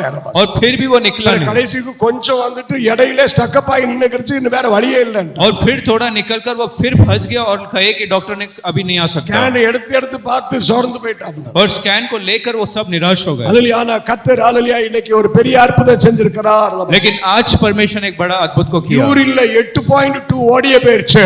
और यूरिन में वो 8.2 निकल गया அல்லேலூயா. हालेलुया கர்த்தர் எனக்கு ஒரு அற்புதம் செஞ்சிட்டார்னு சொல்லி ஆண்டவரை சகோதரி और आज उस बहन ने गवाही दिया कि परमेश्वर का धन्यवाद हो அல்லேலூயா. हालेलुया இத்தனை பேர் கர்த்தர் நல்லவே. ये लोग कहते हैं परमेश्वर महान है நீங்க 3 பாயிண்ட் இருக்கும்போதே நல்ல தண்ணியை குடிச்சிரணும். और जब 3 पॉइंट का हो तभी आप लोग ज्यादा पानी पी लिया करो கிட்னி ஸ்டோன் இருந்துச்சுன்னா நிறைய தண்ணி குடிப்பேம்ங்கறீங்க. और अगर किडनी स्टोन तो पानी बहुत पीना है அல்லேலூயா. தண்ணி குடிச்சு குடிச்சே பிரஷர்ல ஓடிரணும் அது. और पानी पीकर ही ऐसा निकल जाए ஆனால் 8.9 ஒரு அம்மாவுக்கு 10 பாயிண்ட்ல இருந்து வெளியே வந்திருக்கு. और एक बहन को तो 10 का पॉइंट कभी निकला है இதெல்லாம் கின்னஸ்ல தான் எழுத வேண்டியிருக்கும் ரபாஸ். और ये शब्द शायद गिनेस में लिखना ஆண்டவர் चाहिए பெரிய அற்புதங்களை செஞ்சிருக்கிறார். और அல்லேலூயா. परमेश्वर ने अद्भुतों को किया है அல்லேலூயா. हालेलुया ஆனா அது வரைக்கும் பொறுத்திருக்க முடியாது. लेकिन तब तक सब्र भी नहीं कर ஏன்னா அந்த सकते வலி தாங்கணும் ரபாஸ். क्योंकि वो दर्द सहन करना है நாட்கள் ஆக ஆக வேதனை எடுக்கும் ரபாஸ். जैसा दिन बीता है बहुत दुख होता है அல்லேலூயா. அல்லேலூயா. இத்தனை பேர் கர்த்தர் செய்த நன்மைகளுக்காய் கர்த்தர் ஸ்தோத்திரிப்போம்ங்கறீங்க. ये तो लोग कहते हैं परमेश्वर ने किया भलाई के लिए मैं स्तुति करूंगा சொல்ல போனா இங்க இருக்கிற ஒவ்வொருத்தருக்கும் கர்த்தர் ஒரு அற்புதம் செஞ்சிருக்கார். और कहने जाए तो हर एक के लिए परमेश्वर ने अद्भुतों को किया என்ன அற்புதம் செஞ்சிருக்காரு? और क्या कुछ अद्भुत किए இந்த வருஷம் என்ன அற்புதம் பண்ணிருக்காரு? इस वर्ष को कैसा अद्भुत किया ஏதாவது ஒரு அற்புதம் பண்ணிருக்காருன்னு சொல்ற பிள்ளைகள் மாத்திரம் கொஞ்சம் கை தூக்குவோம். और कम से कम एक अद्भुत को किया कहने वाले बच्चे हाथ उठाए நல்லா தூக்குவோமே ரபா. और अच्छे से हाथ उठाओ கர்த்தர் எனக்கு அற்புதம் பண்ணிருக்காரு. प्रभु ने मेरे अद्भुत किया எனக்கு அற்புதம் பண்ணிருக்காரு. और प्रभु ने मेरे एक अद्भुत किया சிலருக்கு தூக்கிறதுக்கே வெக்கமா இருக்கு. और कुछ लोगों को तो हाथ उठाने के लिए भी शर्म जैसा அவர் आ रहा है। என்னத்தை பண்ணிட்டாருங்கிற அளவுல உட்கார்ந்திருக்கீங்க. और कुछ लोग तो ऐसा बैठे कि उसने क्या कर दिया நான் எதுக்கு கையை தூக்கணும்? அவர் என்னத்தை பண்ணிட்டாரு? मैं क्यों हाथ उठाऊं मेरे लिए उसने क्या कर அவரே दिया பண்ணாட்டலும் பண்ணுவார்னு நினைச்சா கையை தூக்கு. விசுவாசம் और नहीं किया तो भी विश्वास से आप हाथ उठाओ அந்த விசுவாசம் கூட இல்ல எங்க தூக்க முடியும் ரபா. अगर वो विश्वास भी नहीं रहेगा तो कहां हाथ उठा सकते हैं ஆண்டவரே நீர் எனக்காய் பண்ணுகிறீர் என்று நான் நம்பி உம்மை துதிக்கிறேன். और प्रभु तू मेरे लिए करेगा इसलिए मैं हाथ उठा रहा हूं ஏன்னா நம்முடைய தேவன் அதிசயங்களை செய்கிற தேவனாய் இருக்கிறார். क्योंकि हमारा परमेश्वर अद्भुत को करने वाला परमेश्वर है ஹalleluya. हालेलुया எல்லாத்த பார்க்கலாம் அவர் சிலுவையிலே நமக்காய் செய்த நன்மைகள் உண்டு. और सबसे भी बढ़कर क्रूस पर उसने हमारे लिए अद्भुत किया சீக்கிரமாய் குட் ஃப்ரைடே வரப்போகுது. और बहुत ही जल्द गुड फ्राइडे அந்த आएगा குட் ஃப்ரைடேல அவர் நமக்காய் என்ன செய்தார் என்று அதிகமாய் அறிந்தவரை துதிக்க கர்த்தர் கிருபை செய்கிறார். और गुड फ्राइडे में हमारे लिए क्या किया उसे याद करके स्तुति करने वाले हम बच्चे ஆண்டவர் हैं சொல்லுங்க, ஆண்டவரே இம்மட்டுமா என்னை நடத்தினீரே कहो कि உமக்கு प्रभु நன்றி. अब तक चलाया इसलिए धन्यवाद இம்மட்டுமா எனக்கு உதவி செய்தீரே अब நன்றி. तक मेरे लिए मदद किया इसलिए இம்மட்டுமா धन्यवाद என்னை பலப்படுத்தினீரே நன்றி. अब तक मुझे बलवंत किया इसलिए धन्यवाद இம்மட்டுமா என்னை ஆசீர்வதித்தீரே நன்றி. अब तक मुझे आशीष किया इसलिए धन्यवाद இம்மட்டுமா என்னை உயர்த்தினீரே நன்றி. अब तक मुझे ऊंचा किया इसलिए धन्यवाद இம்மட்டுமா என்னை காத்தீரே நன்றி. अब तक मेरा रक्षा किया इसके लिए धन्यवाद எத்தனை தடவை மரணத்தை நெருங்கி நின்றீர்கள் ரபா. इतने बार मौत का अपने सामने எத்தனை किया தடவை ஆபத்து வேளையில நின்றீர்கள் इतने ரபா. बार तकलीफ में आप थे எத்தனை தடவை ஆஸ்பத்திரியில இருந்தீர்கள் इतने ரபா. बार अस्पताल में आप थे ஆனால் கர்த்தர் காத்தாரே ரபா. लेकिन परमेश्वर ने ஆமென். ஆலியா இம்மட்டுமாய் நடத்தினாரே ரபா. अब तक चलाया है அவர் உதவி செய்தார் वो ரபா. उसने मदद किया கரத்தை உயர்த்தி சொல்ல இம்மட்டு நமக்கு செய்தார். हाथ लगाओ कि अब तक प्रभु ने चलाया இதுவரைக்கும் என்னை கொண்டு வந்தார் ரபா. अब तक प्रभु ने मुझे चलाया है தாவீது சொன்னார் இதுவரைக்கும் நீர் என்னை கொண்டு வருவதற்கு ரபா. दाऊद कहते कि अब तक मुझे चलाया நான் इसलिए மாத்திரம் ஆண்டவரே ரபா. मैं तो कुछ भी नहीं இதுவரைக்கும் என்னை கொண்டு வந்தீரே ரபா. मुझे अब तक चलाया உமக்கு நன்றி அப்பா ரபா. मुझे धन्यवाद प्रभु இன்னும் உங்களை உயரத்துல கொண்டு செல்கிறார் ரபா. हमें ऊंचाई पर रखा இன்னும் உங்களை ஆசீர்வாதத்துல கொண்டு செல்கிறார் ரபா. आपको आशीष में ले இன்னும் आया உங்களை உயர்ந்த அடைக்கத்துல வைக்க और போகிறார். ऊंचाई पर लाता அல்லேலூயா. हालेलुया நம்மளங்கால் படிட்டு கர்த்தர் ஸ்தோத்திரம். हम घुटने टेककर परमेश्वर को धन्यवाद ரெண்டு करें। வார்த்தை நன்றி சொல்லுவோம் ரபா. दो शब्द धन्यवाद आप कहो என் கண்மலையே ரபா. मेरा चट्टान எனக்கு கையடிக்கப்பட்ட கண்மலையே, मेरे लिए मारा गया पर्वत என் ஜீவனுள்ள கண்மலையே, मेरा जीवित चट्टान கரங்களை ஹalleluya ஆமென் விரித்து கரங்களை உயர்த்தி அவரோடு கூட பேசுவார். अपने हाथों को उठाकर उससे बात करो நன்றி சொல்லி அவரை ஆராதிப்பார். उसे धन्यवाद कहकर आराधना நன்றி करो। இயேசுவே ரபா. धन्यवाद यीशु நன்றி இயேசுவே ரபா. धन्यवाद यीशु நம்முடைய ஆராதனையை கர்த்தர் அங்கீகரிக்கிறார். हमारे आराधना को यीशु स्वीकार அந்த करो। பிளவுண்ட கண்மலைக்குள்ளே புறா இருந்தது போல நம்மை வைத்துக்கொண்டு நாம் அவரை ஆராதிக்கிறோம். जैसे चट्टान के दरार के अंदर कबूतर था वैसे हम रहकर आराधना करते हैं। ஹalleluya. பரிசுத்தத்தை காத்துக்கொண்டு ஆராதிக்க அவருக்கு और पवित्रता को बचाकर उसके आराधना करने को मदद करता है। உளையான சேற்றிலே கடந்து நம்முடைய வாழ்க்கையை दलदल के कीच में पड़ा जीवन को அவர் தூக்கி எடுத்து இன்றைக்கு கண்மலை நிறுத்தி இருக்கிறாரு. நன்றி சொல்லுவோம் ரபா. आज उसने उठाकर चट्टान पर खड़ा किया, इसका धन्यवाद। நன்றி இயேசுவே. धन्यवाद यीशु। எங்கேயோ கடந்த என்னுடைய வாழ்க்கையை और कहीं पर पड़ा मेरा जीवन, தூரமாய் கடந்த என்னுடைய வாழ்க்கையை और दूर पड़ा मेरा जीवन। சொல்லுங்க வாயை திறந்து. मुंह खोलकर कहो, எங்கேயோ கடந்த என்னுடைய வாழ்க்கையை कहीं तो पड़ा हुआ मेरा जीवन, தூரமாய் கடந்த என்னுடைய வாழ்க்கையை दूर पड़ा हुआ मेरा जीवन, அல்லேலூயா உளையான சேற்றுக்குள்ளே கடந்த என்னுடைய வாழ்க்கையை उस दलदल में पड़ा मेरा जीवन கிருபையால் தூக்கி எடுத்தீரே. अनुग्रह से उठाया, வேறு பிரித்தீரே. अलग किया, உம்முடைய மகனாய் மாற்றினீரே. तेरा बेटा बनाया, உம்முடைய மகளாய் மாற்றினீரே. तेरा बेटी बनाया, ஆலை கண்மலையினுடைய வெடிப்புக்குள்ள வைத்தீரே. चट्टान के दरार पर रखा, உம்மை ஆராதிக்க தகுதிப்படுத்தீரே. तेरी आराधना करने योग्य बनाया, இதுவரைக்கும் என்னை அற்புதங்களாய் செய்து நடத்தி अब तक अद्भुत कर चलाया। என்னை நீர் நடத்தின விதங்களை நான் நினைக்கிறேன். उस अगुवाई के मार्ग को याद நீர் करता செய்த हूं। அற்புதங்கள் ஏராளம். तूने अद्भुत बहुत किए, நீர் செய்த அதிசயங்கள் ஏராளம். तूने बहुत से चमत्कार किए, எண்ணி முடியாத அதிசயங்கள், अनगिनत चमत्कार எண்ணி முடியாத அதிசயங்களை और अनगिनत चमत्कार எனக்கு செய்திருக்கிறவரே நன்றி ரபா. तूने मेरे किया, धन्यवाद। கரங்களை தட்டி அவரை மகிமைப்படுத்துவார். ताली बजाकर उसको धन्यवाद நன்றி कर। இயேசுவே. धन्यवाद यीशु। ஆமென். 2 நிமிஷம் அப்படியே வாயை திறந்து துதிக்கும் போது 2 मिनट जैसे आप मुंह खोलते हो, அந்த விடுதலையின் ஆவியானவர் वो छुटकारा का आत्मा ஒவ்வொரு மேல் இருக்கிறார். आपके ऊपर उतरता, அந்த கட்டுகளை அறுத்தெறிகிறார். वो बंधन तोड़ता, அந்த கலக்கங்களை மாற்றி போடுகிறார். निराशापन हटा दे, தேவ வல்லமை இறங்கி இருக்கிறது. परमेश्वर का अभिषेक उतरता, கண்ணீர் யாவற்றையும் துடைக்கிறார். आंसुओं को पोंछता, அதிசயங்களை காண செய்கிறார். अद्भुत करता। இயேசுவே. यीशु पुकार, கரங்களை தட்டி ஹalleluya. ताली बजा के யாவிலே நிரம்பி கர்த்தரை துதிக்கும்படி, आत्मा में भर के उसकी स्तुति करो, கர்த்தரை மகிமைப்படுத்தும்படியாய் परमेश्वर को महिमा करो। இதவலவ சந்தல உதிரிவி கதவ உடாலவதவு அல்மன உதிரிவி கபதுடாலவசி. ஹalleluya ஹalleluya. எல்லா வாய்களை திறந்து கர்த்தர் சோதரி போர். सब मुंह खोलकर धन्यवाद करो। சோதரம் சோதரம் சோதரம் சோதரம் சோதரம் சோதரம் இதவதுரே வல்ல வல்ல வல்ல வல்ல ஊடமதிர வல்வர வலவ கபதுடால அல்மன உதிரிவி கந்தல வலக்கரபு இதக தான உதிரால வல்மன நீகட கபதுடவல் வலவரியாலவசி. ஹalleluya ஹalleluya. glory glory glory hallelujah hallelujah. கர்த்தருடைய கரம் வைக்கப்பட்டிருக்கிறது.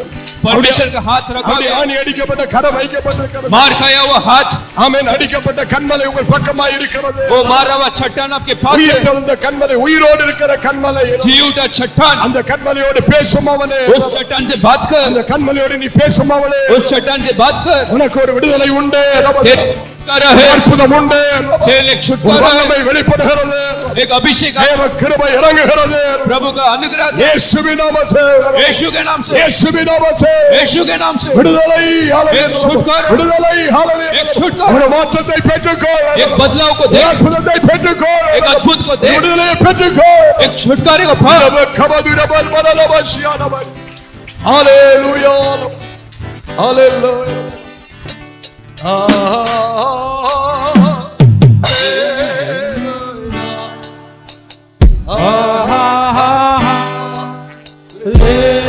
Hallelujah. Hallelujah. Hallelujah.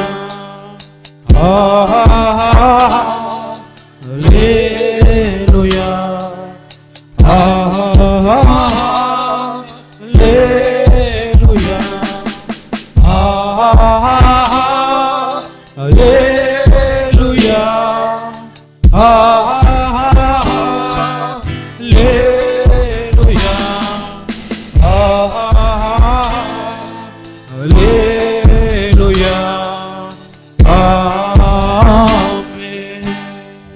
பரலோக பிதாவே, இந்த நாளுக்காய் நன்றியோடு ஸ்தோத்திரிக்கிறோம். உம்முடைய பாதத்தில் கூட்டி சேர்த்தவரே, உம்மை ஆராதிக்க கிருபை செய்தவரே, உமக்கு நன்றி அப்பா. வந்த ஒவ்வொரு வாழ்க்கையிலேயும் நீர் தொட்டு பலப்படுத்தியிருக்காய் ஸ்தோத்திரம். கண்ணீர் யாவற்றை நீர் துடைக்கிறபடினால் ஸ்தோத்திரம். நீர் பலப்படுத்தி இருக்கிறபடினால் ஸ்தோத்திரம். இன்னும் நன்மைகளை காண, கிருபைகளை காண, கண்மலையின் வெடிப்புக்குள்ளே இருந்து கொண்டு உம்மை மகிமைப்படுத்தி ஆராதிக்க, உம்முடைய நாமத்தை உயர்த்தி காண்பிக்க ஒவ்வொருவரையும் பலப்படுத்தி இருக்கிறபடினால் இனி தரிசனத்தோடு உமக்கென்று வாழ நீ நிரப்பி இருக்கிறபடினால் நன்றி அப்பா. தொடர்ந்து ஆசீர்வதிப்பீராக. கிருபையின் கரம் அதிகமாய் தாங்கட்டும். அதில் நீ இன்னும் அற்புதங்களை செய்து நடத்தும். கிருபை ஹல்லேலூயா வெளிப்படட்டும். தொடர்ந்து ஆசீர்வதியும். இயேசுவின் நாமத்தில் ஜெபங்களும் பிதாவே, ஆமென். என் ஆத்துமாவே கர்த்தரை ஸ்தோத்திரி.